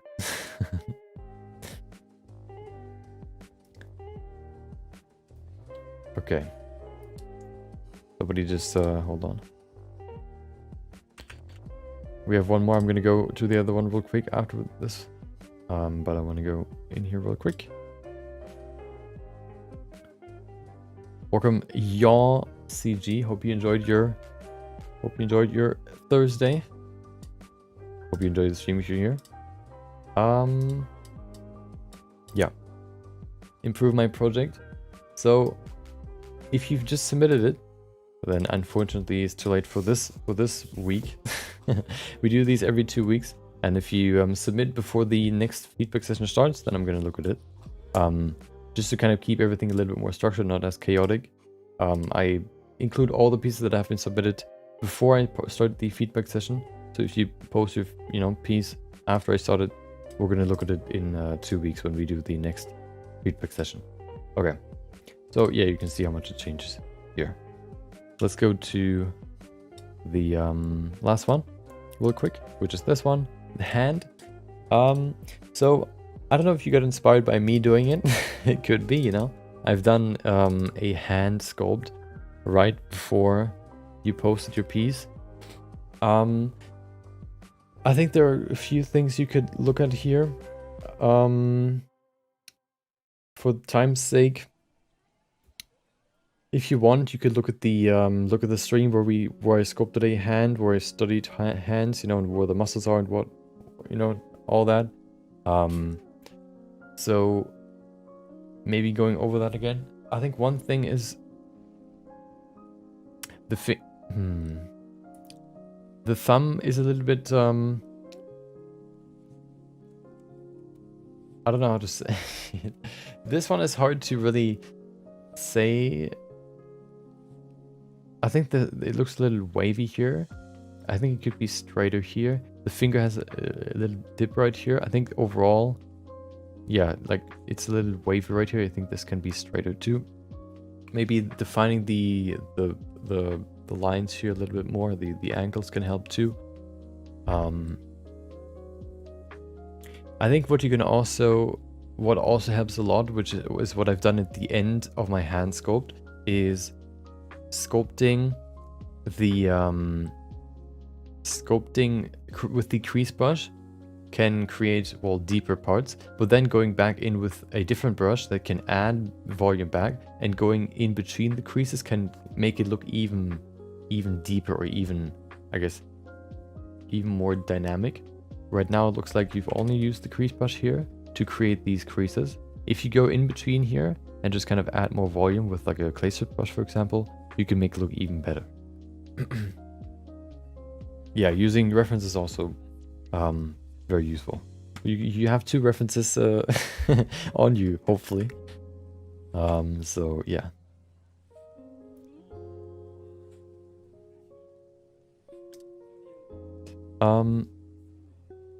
Last one, question mark, what do you mean? Can I make a base mesh from a cube by using Control R and E? What do you mean with Control R and E? Hold on. So what do you say? Oh, yeah, you can do that. I think there's a good tutorial for that. I don't remember the name. I think it is like Blender Poly Modeling Base Mesh. This one here, this one looks pretty promising. So you can look at this, or you can look at Flycat. He made a tutorial about that too. This one looks really good too. So if you want to do that, you can look at both of their tutorials and see which one maybe you like more. Okay.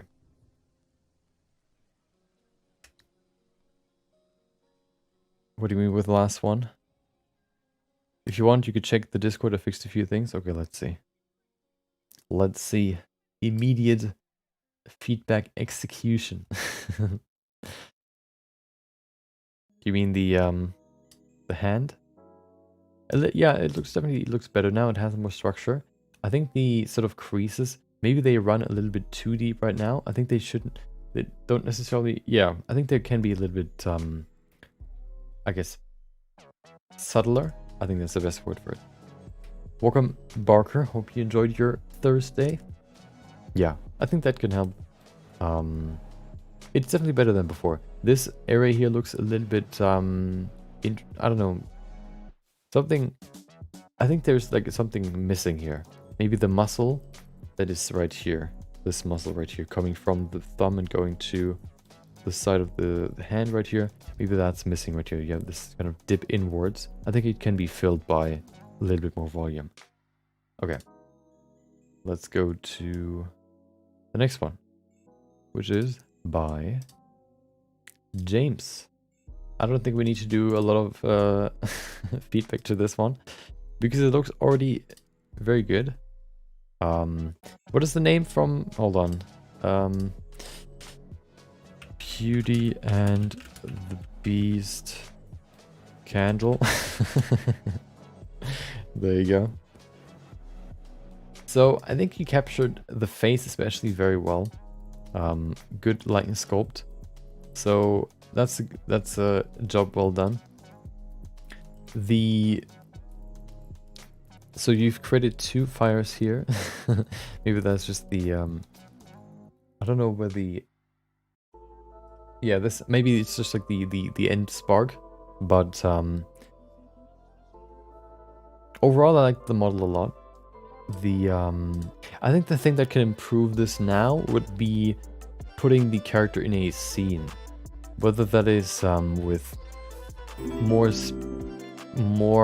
pointed lighting to show the shapes of the character a little bit more, whether that is with a different background, maybe even putting some sort of blurry HDRI in the background to give it some more, something, or maybe even just creating this sort of beveled wall in the background can help too.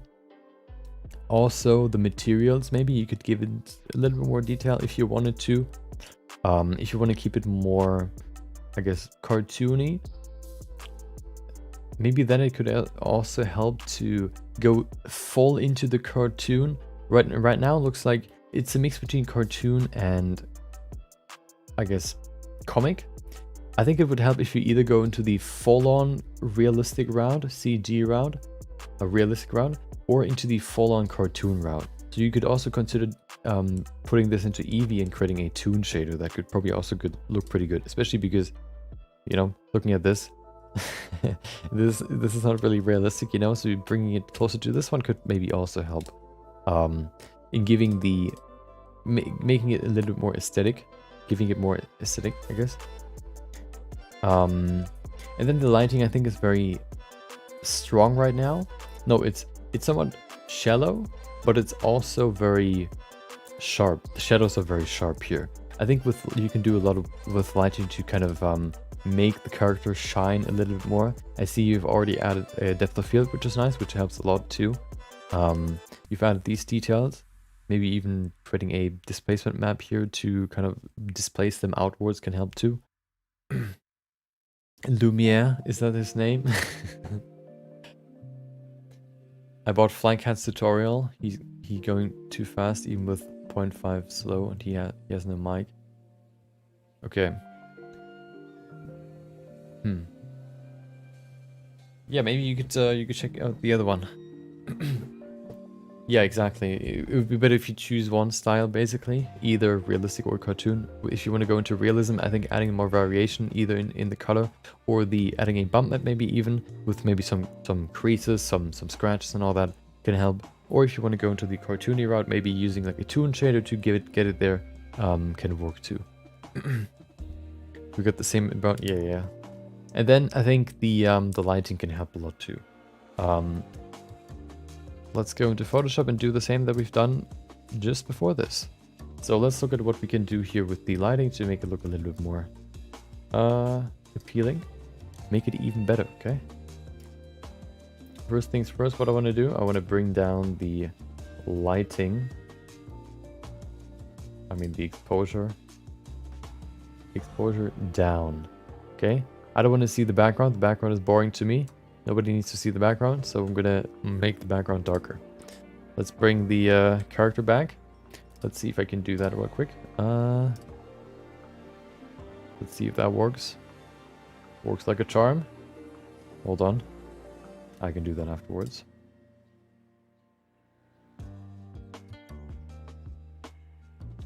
Okay, so we have the... Wait. I can actually just do this. Okay. There you go. So who needs the background? Nobody, exactly. What is it again?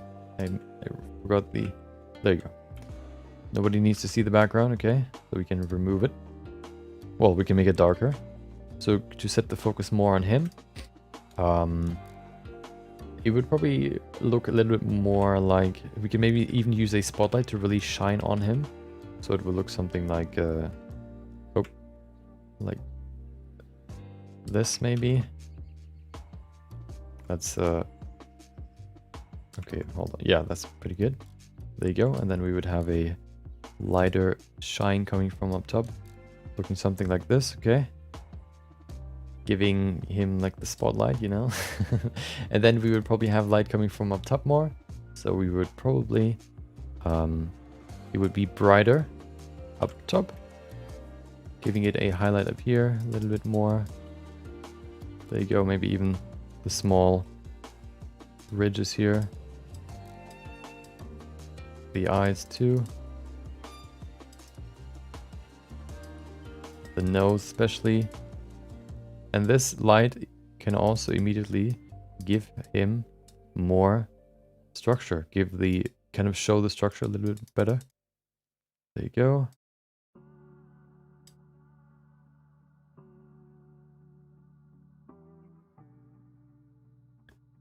Okay.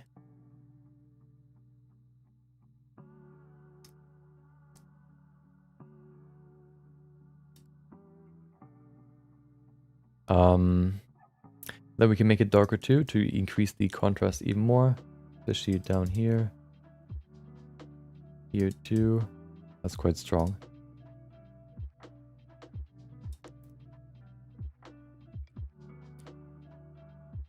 Okay. Okay, this maybe that's a little bit too much, but now I can't go back. There you go. Just to kind of put the focus more on him, basically. And it'll look something like this. Another thing that can help a lot is adding a glow effect in the compositor. Basically, going in here and using the compositor to kind of add a glow effect here. We can probably set it to this. 10%? No, let's do it with this here.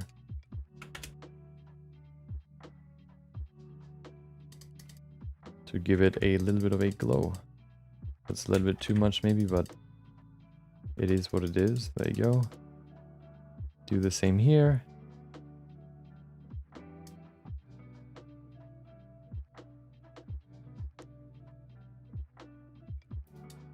And then here too. Or you go into the comic round and don't do that and do more of a cell shading look. There you go. Looking at it before and after. This is after, this is before. Da-da-da. You can see how much that can change even just the presentation of the character. You can probably do it more better than this, but you know, this is just a presentation of what you could do. And then, I don't know, maybe even putting something in the background. I guess if you want to focus on the character, you don't really have to. But, yeah. There you go. Just kind of, you know, playing a little bit more with lighting to set the focus a little bit more. And also, I guess,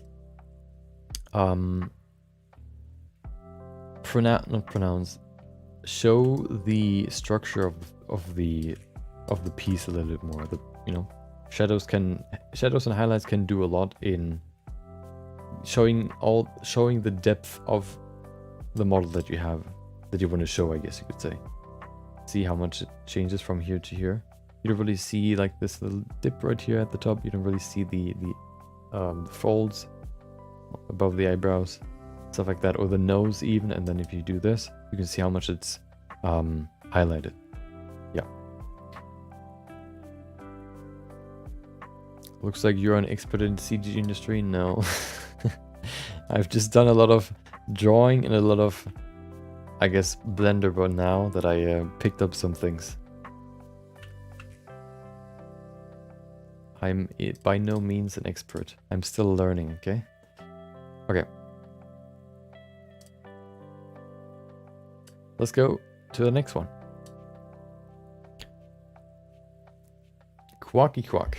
And he made a piece for university, I think. Did he? Hold on. Or they. Can somebody critique or give me advice? Thank you. James said the bloom intensity and radius seems a little high, but really good work. I agree. That's the first thing that kind of jumps out to me. I think the this is sort of one aspect that I want to talk about here. Basically, we've talked about before. The glow right now sort of steals the show a little bit. I think reducing the glow can help a lot here, and setting the focus more on the character's face, for example. I think that's that can bring out the character a little bit more. I think if you want to show off a character, one of the important things I think is the face and maybe the armor. I think right now they're getting sort of overshadowed by the glow on these pieces, on the ear thingies here, and these glowing rings. I think there was more. Hold on. Golden bone seen a bit off. Do you mean the shadows? Yeah, let's get into that a little bit later.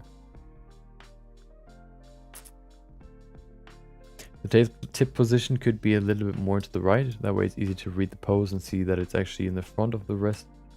That is actually in the front of the rest of the tail. I think you can sort of see it.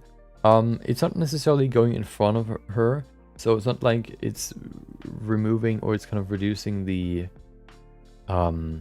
It's not making the silhouette more confusing. It's a fairly clear silhouette. You could maybe, bring the bones here, or the spine a little bit lower so that it's a little bit clearer, maybe that this is, not intersecting or whatever. The bloom effect, yep. I don't know if you made the concept yourself, but I got a little confused at first because of the lights on the legs and shoulders. Like, is it a cyberpunk or fantasy character? Wanted to create heavy armor with little fantasy and big MF dino tail. Okay, yeah. Okay. Let's get into the character. That's not the character. Wait, did I not? Oh, there it is. There's also a image. I mean, an animation.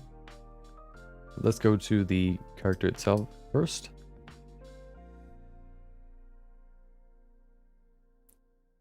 So let's reduce the glow first. I think it's a little bit hard to reduce the glow, but let's see. I guess we can just use a good old exposure.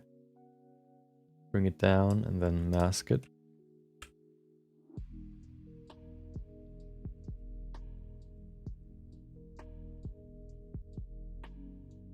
That doesn't work. Oh. Well, that's too strong now. Okay, making it darker. Okay, that doesn't really help too much, but it somewhat works. There you go. They can still glow, but it maybe is a little bit too much. Okay, now that they look like they're inverted. Okay. Yeah, I think in terms of the presentation, I think the rim light helps, but I think what is missing right now is in the front, the face is lacking a little bit of depth. That is not necessarily because of the modeling, that is more because of the lighting. Let's go and do another overdraw, let's draw over it again. Let's first of all add some shadows. Of course I don't know your lighting setup. I'm just gonna suggesting what it could be, okay? I think what would help a lot is a shadow underneath the nose. Kind of suggest the structure a little bit more.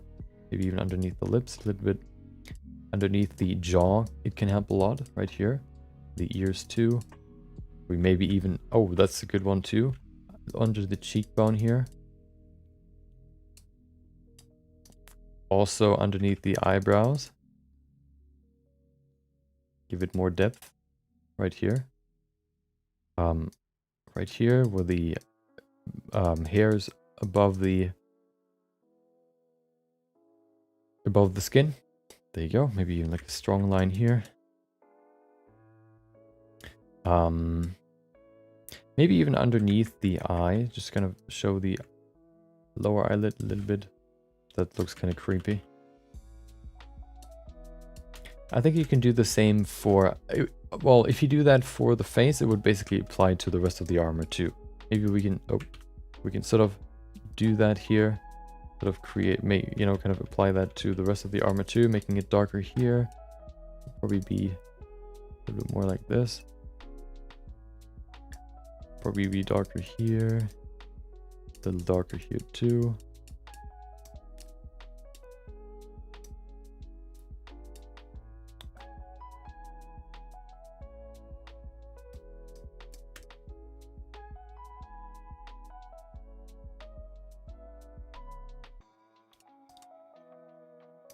Kind of doing some freestyle adjustments.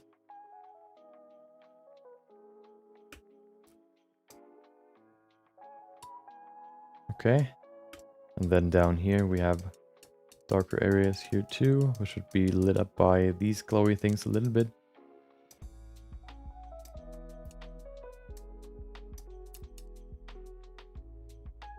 Okay. Trying to do this quick, okay.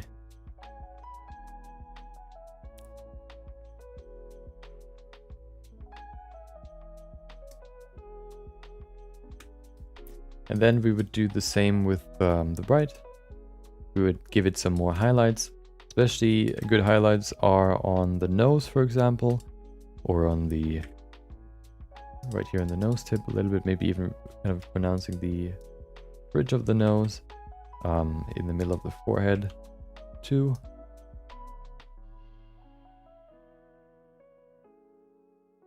Right here. That's a little bit too strong now. Okay.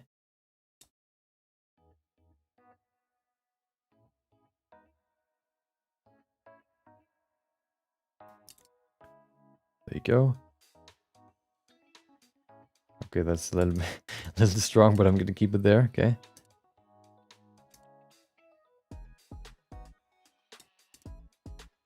And then we do the same for the armor. Da-da-da. We have the light coming from somewhere maybe up top.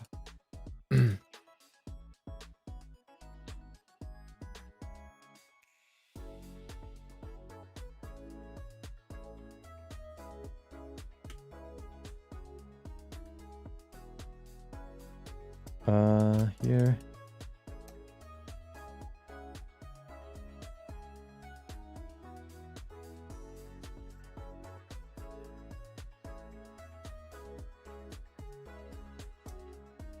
And then here too. Da-da-da. Okay.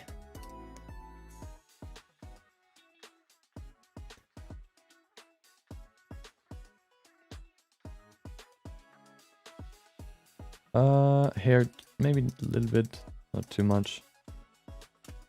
And then down here a little bit. Actually no, that would be pretty dark.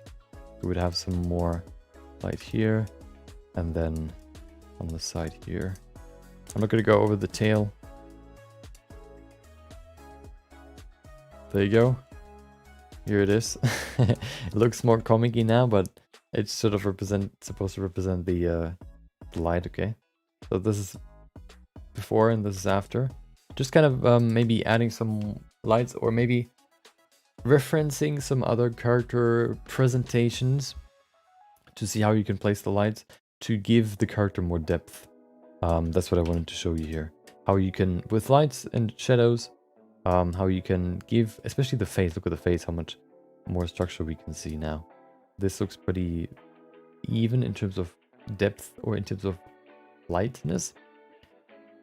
And here you can see some shadows. We have some darker parts, especially here on the eyes, that can sort of, you know, show the structure of the face a little bit more.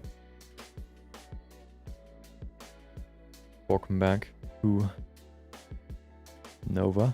Wait. Oh, wait, what?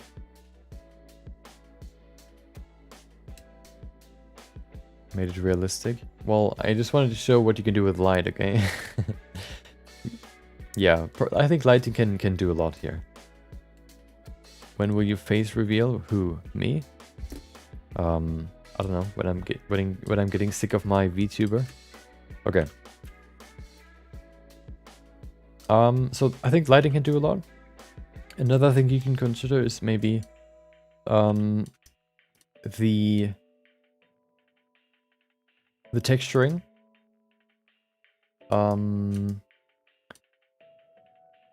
I don't know how to... I think overall the scale of these textures is a little bit too big right now. Here you can see these cloth pieces have a very... They're very... Like the threads are very big right now. I think you can make this a little bit smaller. Maybe here too, in the boots as well.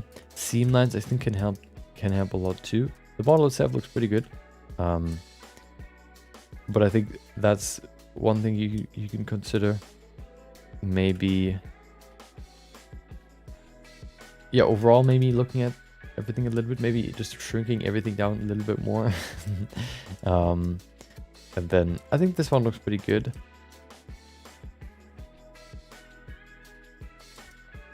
Yeah.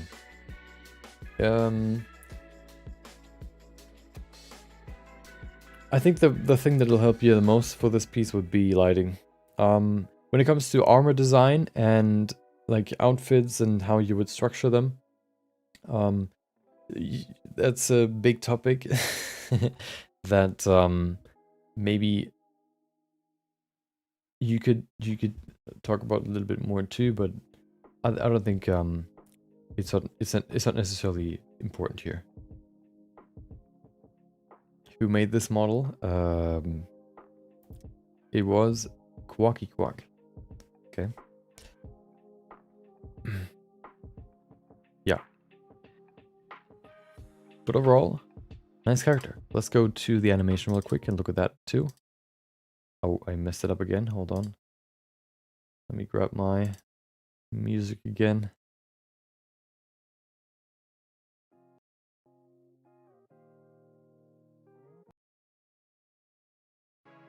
Okay.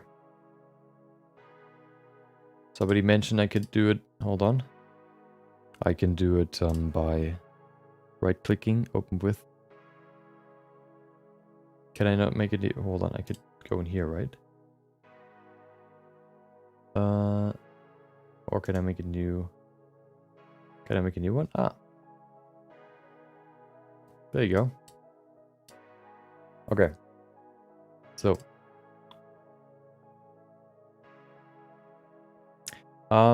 it could be intentional. Okay. Oh, we see more from the back. I think the idle animation of the character looks pretty good.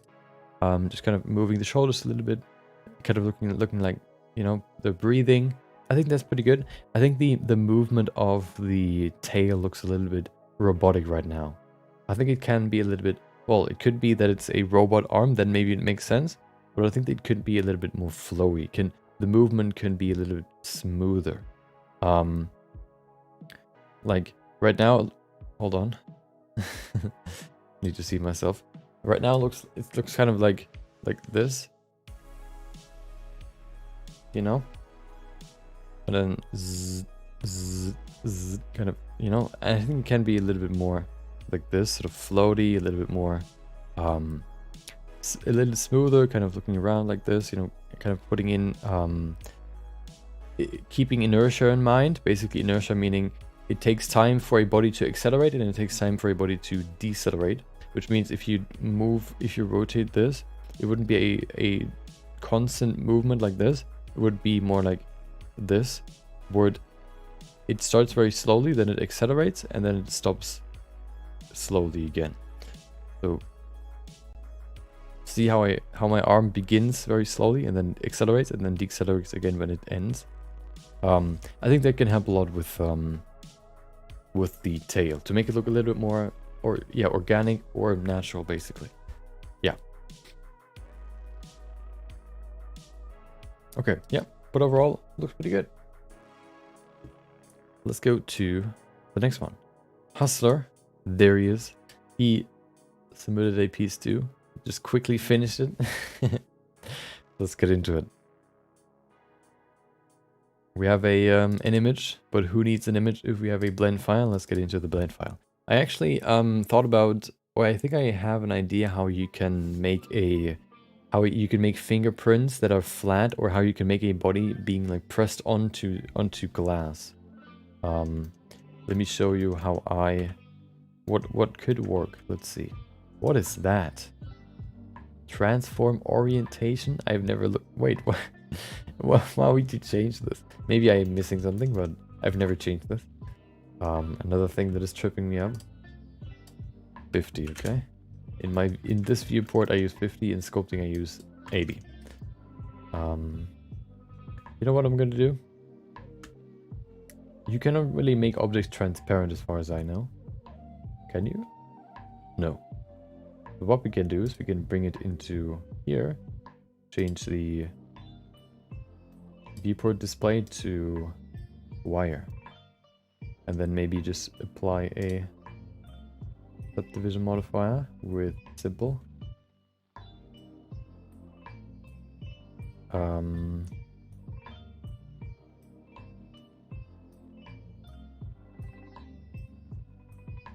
Wait, why is it not showing the interesting? Okay, I guess I'm gonna keep it there. So what I want to talk about real quick is if you have a UV sphere, okay, and then you have a glass plane, okay, and it's pressing against it, okay, like this. Let's see if it works. So you do it something like this, okay, so that it's through, and then you can go into sculpting.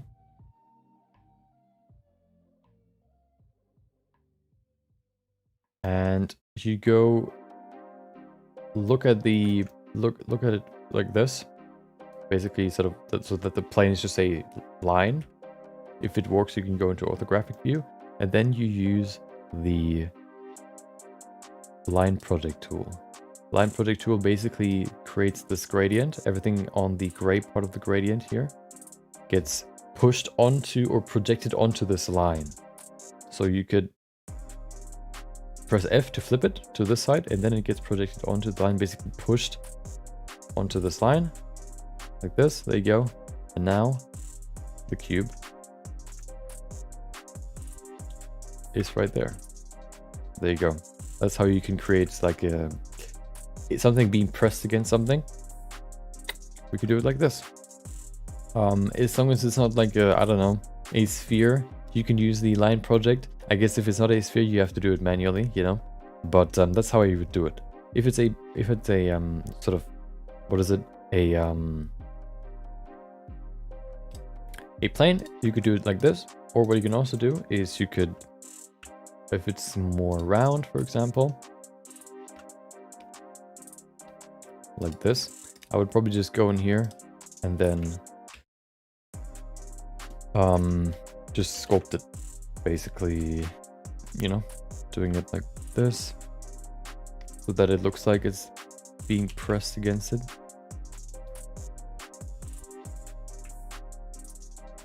You don't even have to remove the part here in the middle. You can also just go in here and then do this. That can help too.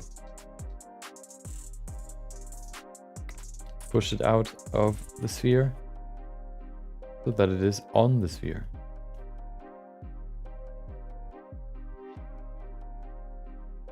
This might push it too far away, but you know, you can still fine tune it. There you go. And then you have something like this. So those are the two ways that I would do it. Maybe there are different ways, but these ones, that's what I would do. Okay. Never knew what that was. Yeah. I think for that thing is pretty useful. It's also very useful if you want to just cut something off a sculpt, like for a bus, for example, cutting off the bus at the bottom. It's very useful for that too. Okay. So, do you say anything about anything? Not quite finished, but time was running low. Tried to do a combination of Zoltar. That's the first thing that I need to look up. Zoltar. Ah, okay.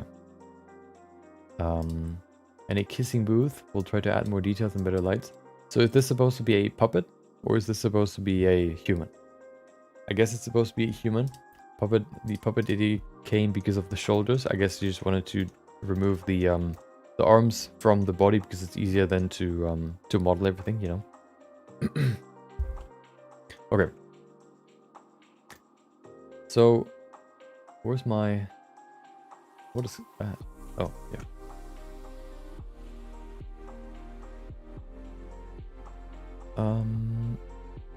I'm confused.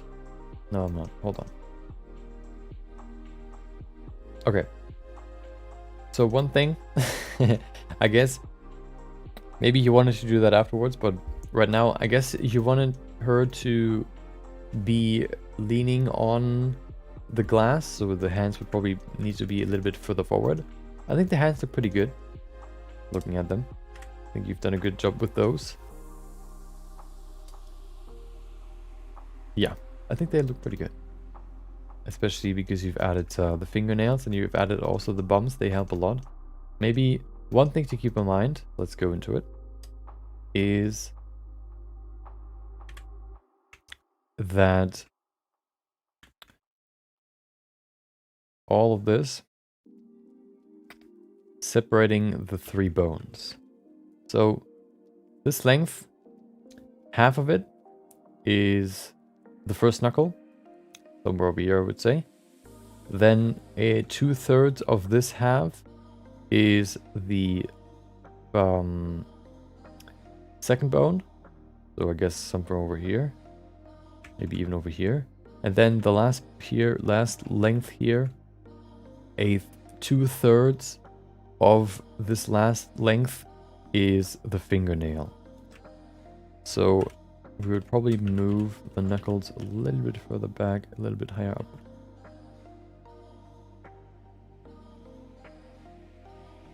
Okay. I think that can help. Then feminine fingers. One thing that can help with to make them look more feminine if you want to, you know, kissing booth, I guess, you know, you want to have a, maybe, you know, depending on what you like, a pretty female in there. It sounds weird to say female, but I never know what I should say. Girl is weird, and woman sounds too formal, so I don't know what I should say. Making the fingers a little bit pointier can help and make them look more feminine, I guess.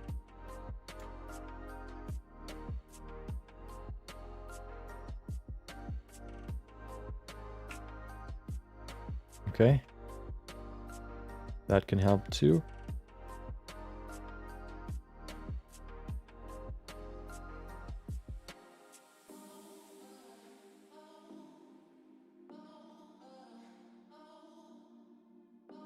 Okay. I once again have not done a before and after setup, but we can do that afterwards. Say woman, never female. Yeah. Female's very incel speak. Yeah, I guess. Feminine features. Yeah. Okay, yeah, I think that's one thing. Also, another thing to keep in mind. Well, it depends, of course, but oftentimes if women have clothing on, they would probably wear a bra. You could say, well, this, you know, she doesn't, but oftentimes they do. So the boobs get pushed together a little bit and pushed up a little bit, so you would have a clearer sort of cleavage line here in the middle. Let's go into it. Okay, I'm sorry, but I have to undress her real quick. Okay, sorry that if offends you. Say no if I shouldn't. Now it's too late. Sorry. So we can probably push them together a little bit more because the brow would push them together. The middle is a little bit harder because it's quite resistant to change. Okay, this looks good. I'm not the best at sculpting boobs. Okay, so don't judge me. Which would then mean that this is pushed together a little bit. Wait, mirrors off? What's going on here?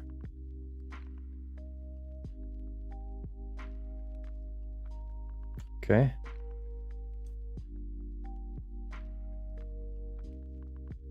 Don't get the stream banned. You can also consider maybe, yeah, the folds here. You oftentimes have folds here in between too. It's kind of hard to really add them with symmetry on. Okay, maybe they made a mistake, but you can also kind of, you know, do this a little bit to sort of show more femininity by highlighting the breasts a little bit more here.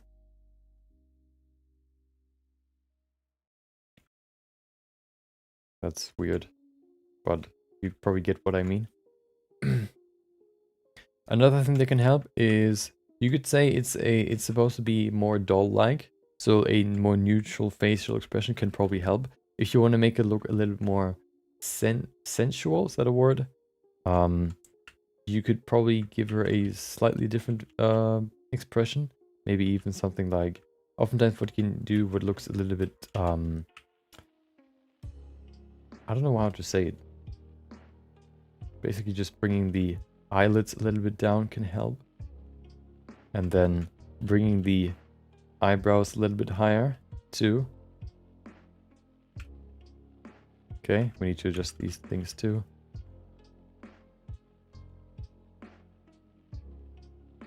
Okay. Another thing is the eyelid shape. Makeup is oftentimes set up so that it looks like it extends the eyes, because it sort of extends more over here. Like, why can I not draw masks? Okay, I guess I can. Oh, like this. Right now it looks like there's a lot of weight here in the middle. I think if you just kind of bring this shape here a little bit more over here, that can help a lot too. Oh, it's actually nice. Hello? Hold on. Oh, yeah. I can't find the geometry. And then maybe even making it a little bit thinner here to kind of put more weight on the outside. There you go. Okay. That may, yeah.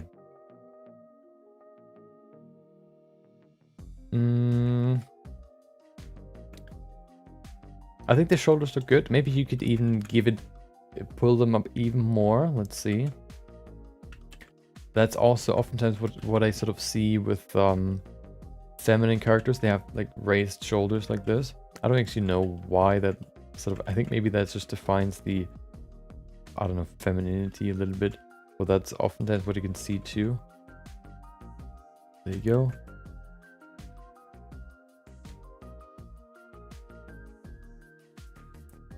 The bored look, yeah, exactly.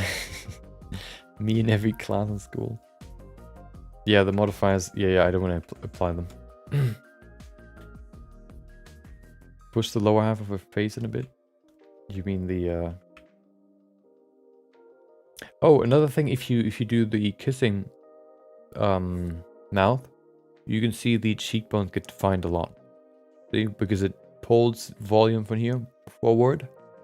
So what you can oftentimes see here too is that it looks something more. That's quite sharp. Hold on, it's smooth, okay. It looks something more like, oh, the pinch. It's the pinch, as always. I don't need pinch. It looks something more like this. That might, I'm gonna, make it quite extreme right now, but I can smooth it afterwards. There you go. That can help too. Maybe even highlighting the cheekbone a little bit to kind of give it more, can also help with the feminine look. I don't want to destroy it, but I'll try not to destroy it. Okay.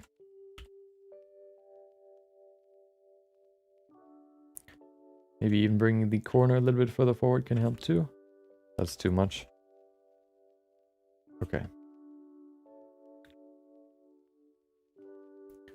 Yeah, the ears look pretty good. Maybe they're a little bulky, but that can also help with the overall look. I think the style works quite well together. The ears and everything.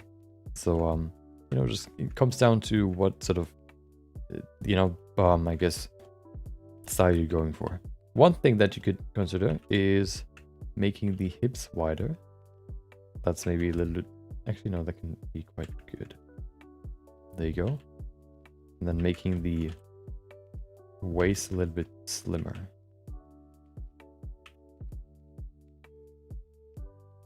Okay.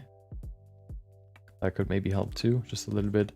It's a shame I can't do before and after, but... Wait, can I? Is everything in the same collection? No, it's not. Okay. Well, sort of. Okay. Another thing, maybe the arch here in the back, maybe just a little bit. Making the waist just a little bit slimmer.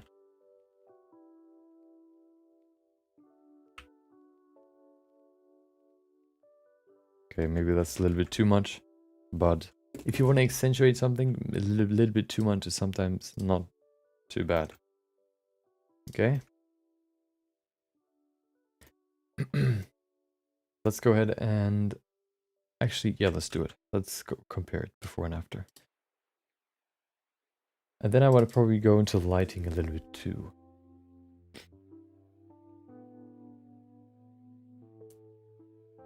Ribcage seems a little bit like she has implants. Yeah, I messed it up a little bit, okay? But, hold on. What do you think about Russian-Ukraine conflict? Nothing. I'm not really deep into politics.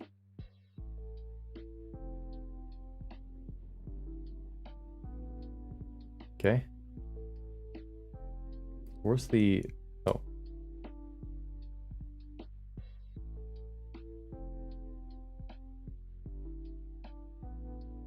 So we have the number one. Oh. Where's the booth? That's the booth. Well, that's annoying. Hold on. I guess I gotta duplicate this too.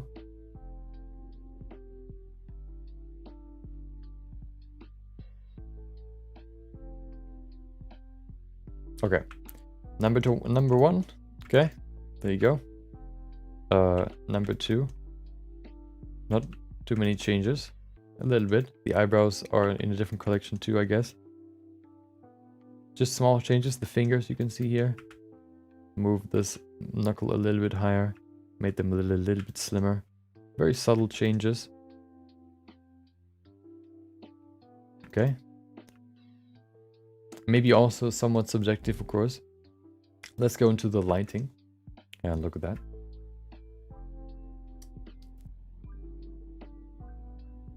Okay, it looked a little bit flatter or less contrasty before in the render for some reason.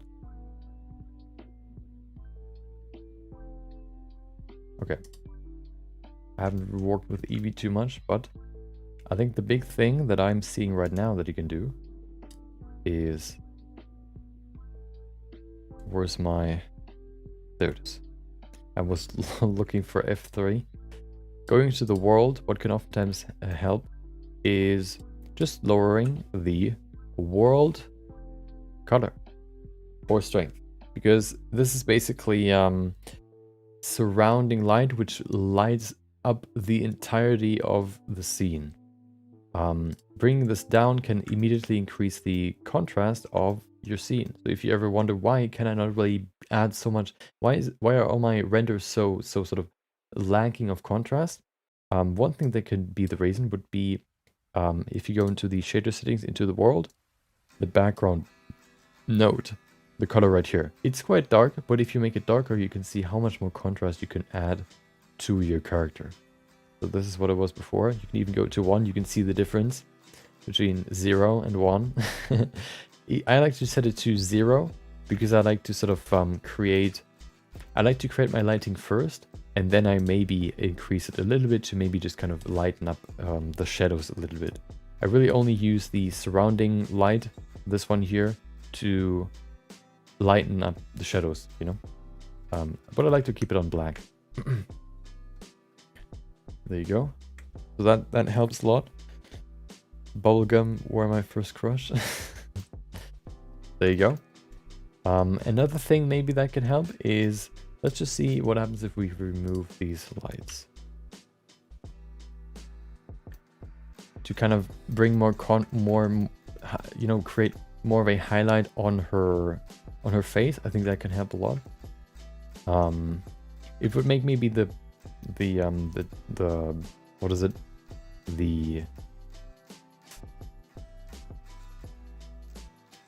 What is it? I'm missing.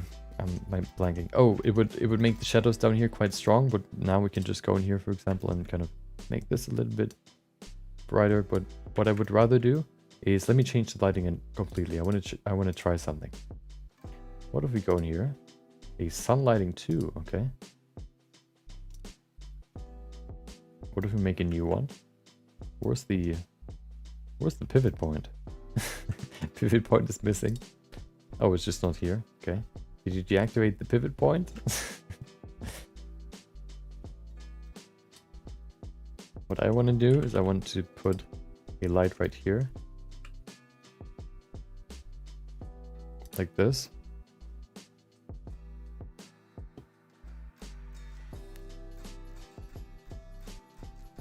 With quite a lot of strength.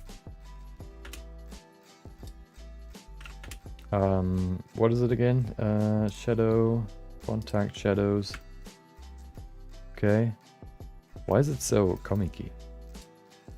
Are the settings? Declusion, yes. Blue, maybe too. Look at that. Performance, high quality. I don't know if that does a lot. And then shadows, you can reduce that to make them a little bit less comic-y, I guess. I think I like to go to 256 or maybe 128. And then high bit depth. To bring especially a lot of focus on the face, because the face, I think, is the most important part here. Maybe even kind of create a shadow, a nice shadow to kind of show the shape of the breasts. I don't know.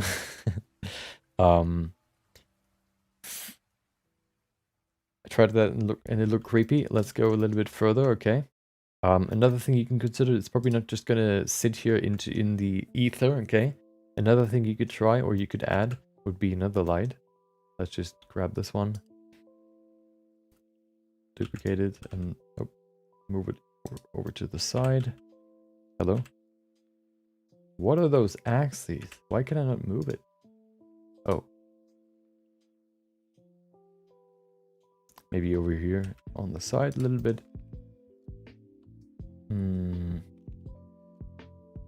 Oh. Disk. Shut up. Maybe half the strength.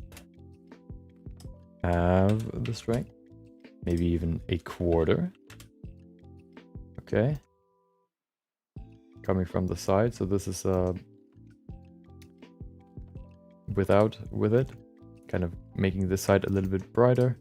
Maybe bringing it a little bit higher too, to kind of keep the structure a little bit more on this side. And then we can maybe even give this a color. Maybe a nice sensual red. Okay, like this. Okay. And then one more. My favorite light, okay. Right here. Saturation 0. Strength 5000. Very small. Or the room light.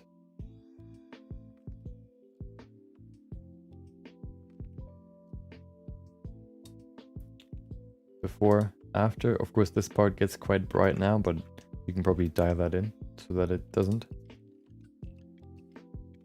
There you go. And then we can maybe bring the background a little bit higher again to get something like this. Let's see the structure. I mean, let's see the... I don't know. Can I change the lighting now? Hard to really... Okay, let's see. Hold on. Make a new collection here. Move all this in there. Is that everything? Yep. 3 lights. And then we have the other lighting here. Okay. So we have not only done the character, let's do the lighting too. You can probably make this better, but you know, just to kind of show what I maybe would try. So here's the first one. Here's the second one. It's not too different, but it adds maybe a little bit more depth to it. And maybe focus more on the face. There you go.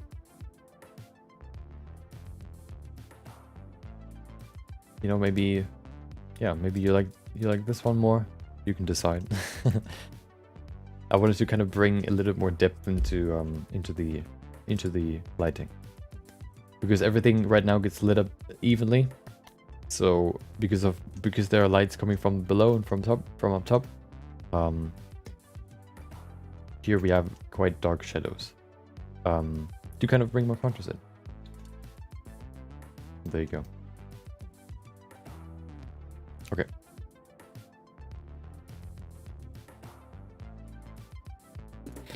Hold on. I wanted to try and sculpt some plushies with different materials and scatter them inside the booth too, but I didn't want to... Yeah. That could be good too. Make it look a little bit more, yeah, alive. I should stop drinking alcohol. Speaking of drinking. Yeah, I'll see you, Galactic. Hope you enjoyed the stream. Thank you for joining. Hope you enjoy the weekend.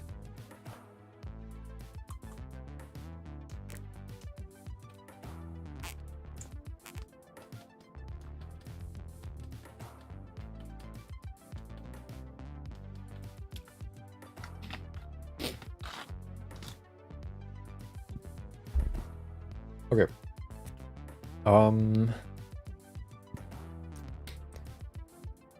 Let's save this. It's already saved, okay. Let me actually see what it looks like with the other one. It's not that different, I guess. No, not really. Wait.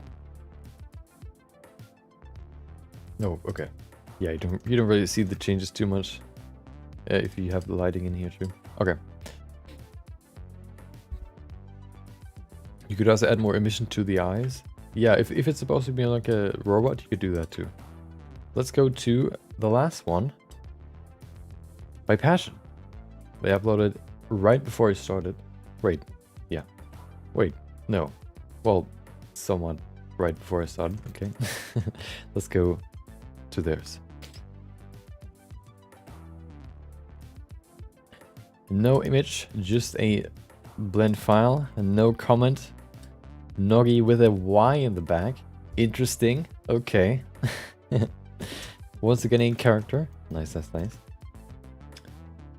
One, you know what I don't like smooth shading? Because you can't see what you're working with down here. Can I pull this down to make the neck a little bit longer? Can I not? You can't see that because everything is smooth. If you set it to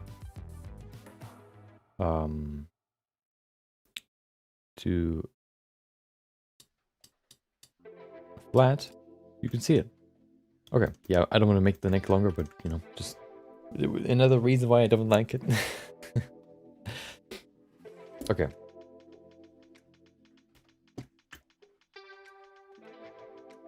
Okay, let's get into it. So, no comment means I'm gonna expect for this to be intended to be a realistic head, okay? It could be stylized, it could be realistic. I'm gonna go with the expectation that it's supposed to be realistic, okay? Looks like it's been optimized. Actually, I don't know. How do you create this geometry? Oh, you probably haven't remeshed and pulled some things in different directions, maybe? Or maybe you use the decimate function or modifier. Can you pass the vodka around? Sorry, you gotta come to me to get it. Okay. So,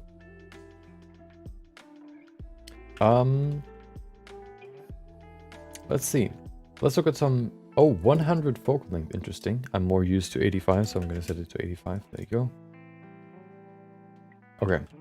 So one thing that sort of trips me up, it triggers me, is the eyebrow. It looks kind of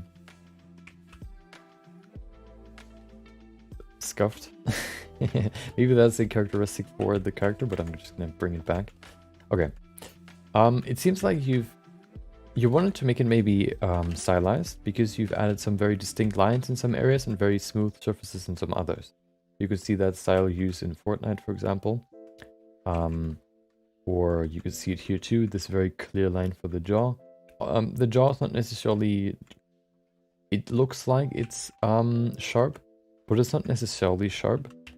It's still round, but I guess the volume changes a lot in this little space that it looks like it's sharp. So what I would do, rather than this very sharp line with the crease brush, I would probably rather use a clay strip brush to kind of just pull, make... I'm going to show you what I mean, but I need to first get some more geometry, otherwise I'm going to scream. Grab this. Yeah, that should be good. Maybe.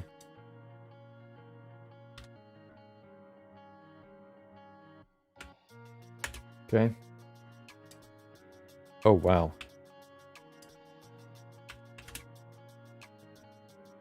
Why is it not... Okay, less... It's actually... Why is it not reducing it? Am I dumb? Maybe. Or is there some sort of curse on this sculpt? What's going on? Am I running in loops? What's going on here?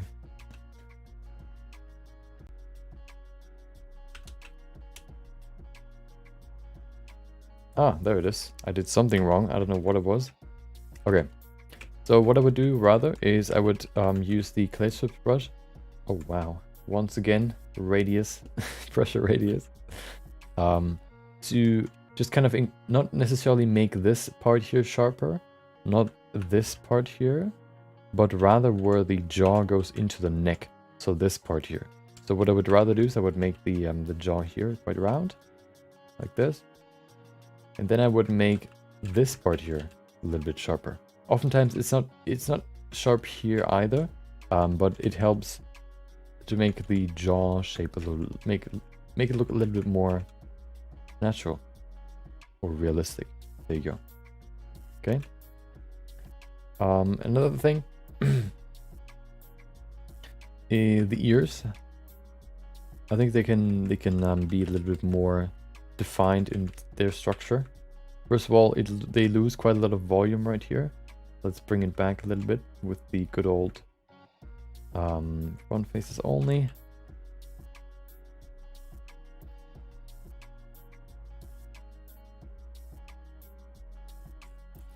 Okay, and then we can go in here and give it more structure.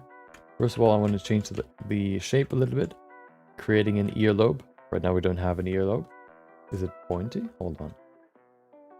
Aha. Okay. Creating an earlobe here. And maybe giving it some more weight down here. And then let's create the structure of the ears. The C shape on the outside. If you want to see how I create ears, there's a follow along tutorial on the videos channel. There you go. And then we have the other one right here.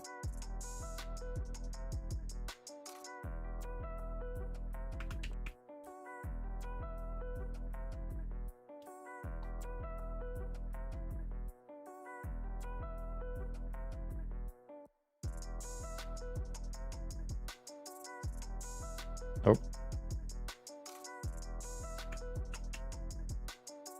There you go. Just kind of giving the ear a little bit more structure. I don't want to work on the ear for too long. And then of course this goes into the middle here. Like this.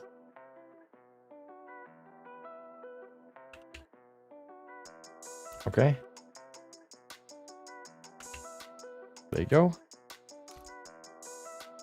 We have the little thingy that you've added here too. Maybe we could bring it a little bit further over here. Like this. It has its little bump, so we can give it some more volume here. Perfect. Okay, so the ear has a little bit more structure. Still not that great, but you know, I'm going to leave it there. The front face is only as a useful node for me. Yeah, it's really useful. Especially for stuff where it's very thin and you would affect both sides. With that one, you only affect one side, basically. Okay. I think overall, we can talk about the planes again, okay? I think the one that sort of jumps out to me first is looking at the forehead. It's very round right now. I think you can sort of create a more distinct shape like this. Here. Right now it's pretty round, but I kind of want to make this flatter. So we can just kind of smooth it a little bit. Right here. Even just smoothing can help. Okay. Like this. There you go. Another thing you could do is... the forehead is pretty far forward right now. It could be a characteristic. I would maybe push it a little bit further back. Then maybe here too. Okay. Keeping the eyeballs in between the eyelids.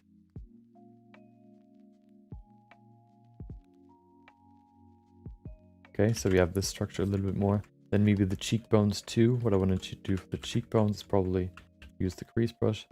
Kind of dig in here a little bit. Just, oh, hello.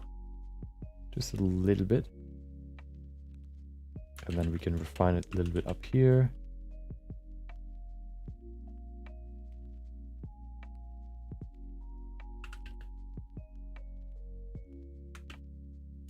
We have this fat pad here that contributes a lot to the structure of the face.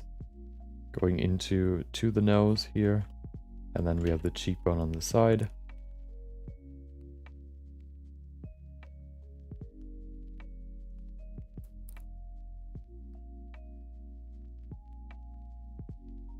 Okay.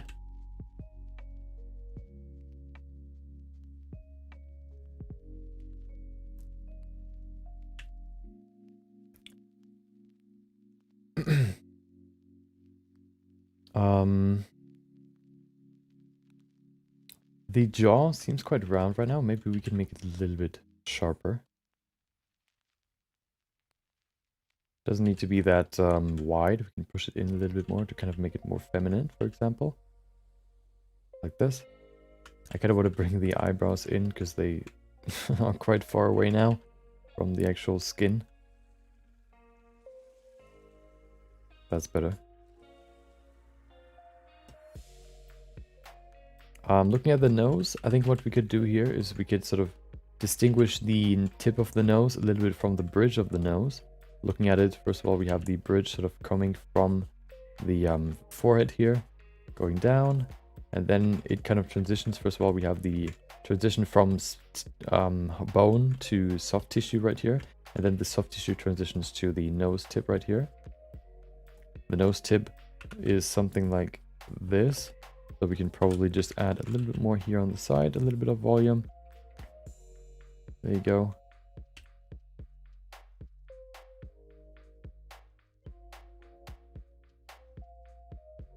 There you go. That's why we have this shape right here.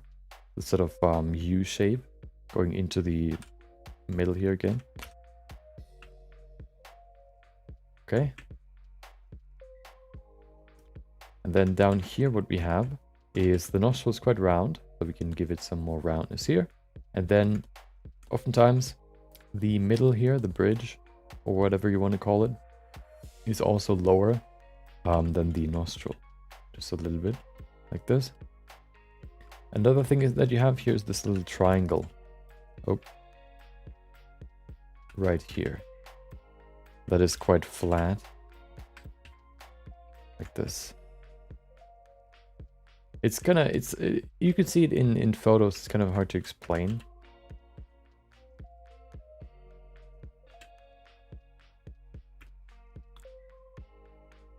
Oftentimes you also have quite a deep part here.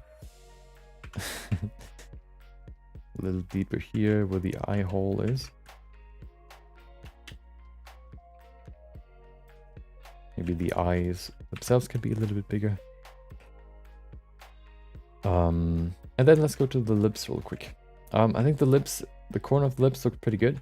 What I kind of notice here is it looks kind of like a little bit of like a Futurama character, where the front, the upper lip is quite far forward compared to the bottom lip. I think you can push the bottom lip quite a lot further forward. So let's do that real quick to give it some more volume here.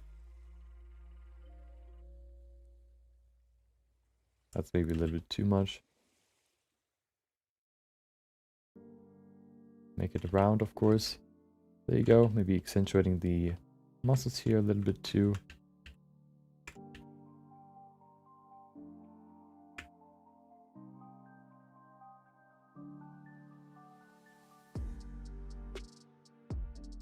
Okay, and then we could go in here too, kind of refine everything. I'm gonna go use the crease brush a little bit now to add some definition to everything.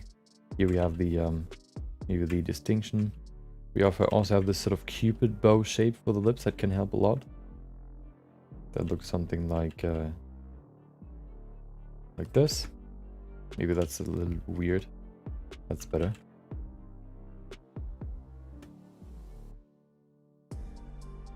Okay.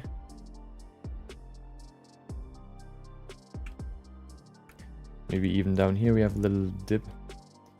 Maybe we can add a little bit of a chin here too. No stream next week. Nope. No, next week is shorter streams, but there will be streams. We're gonna work on Chun-Li and Finisher. That's the plan. No streams the week after. Just kind of, making... What I'd like to do for a chin is I'd like to create this sort of V shape coming from the middle of underneath the lips, and then creating this shape here. And then I go to the side to kind of ease it into the rest of the jaw, kind of create these lines. There you go.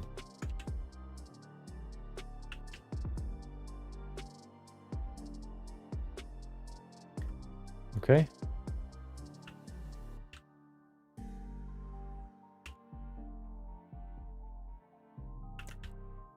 I think we can bring the nose a little bit further in too. I know I'm just kind of rambling about what I'm doing, but yeah, that's basically it. Anyway, so yeah. One thing you can consider right now, it looks like proportionally the nose looks quite low. I think a rule that I kind of thought about that could be true is looking at the distance or the space from the eyes to the jaw. The nose would be somewhere in the middle. So we could probably push it a little bit higher here.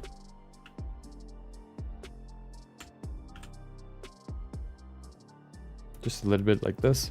I think that can help give the lips a little bit more space, and also, yeah, basically make the nose a little bit shorter. And then maybe we can even bring the eyes a little lower. I think that can help too. The eyes, put the eyes in the middle of the skull and put the nose in the middle of the bottom half of the face, I guess. There you go. I think that actually did the most. And then we can talk about the back of the head again. This part is the furthest back. Then it goes inwards, and then it goes outwards again. There you go. Not fairly subtle changes, I think. But they can, even just subtle changes can change a lot in a face. So let's look at the before and after. I need to pen this once again. Wait, let me save it first.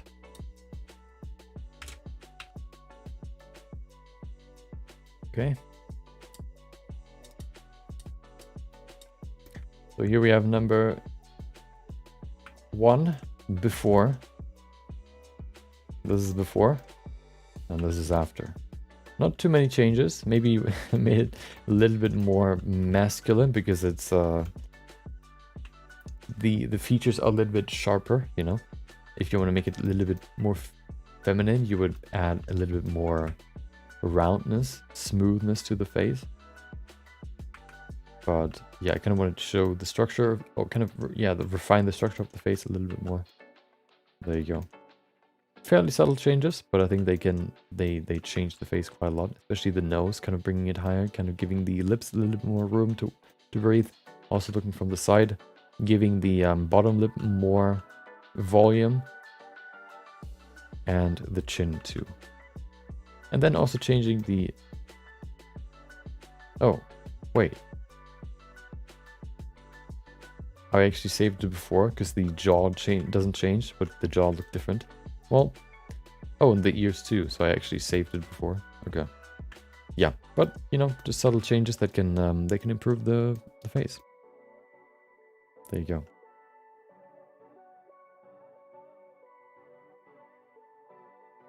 That concludes today's feedback session. That's all of them. The other one have been posted after the stream started, or the feedback session started. So we're going to look at them next week. If you want to, you know, no, in 2 weeks. No, hold on.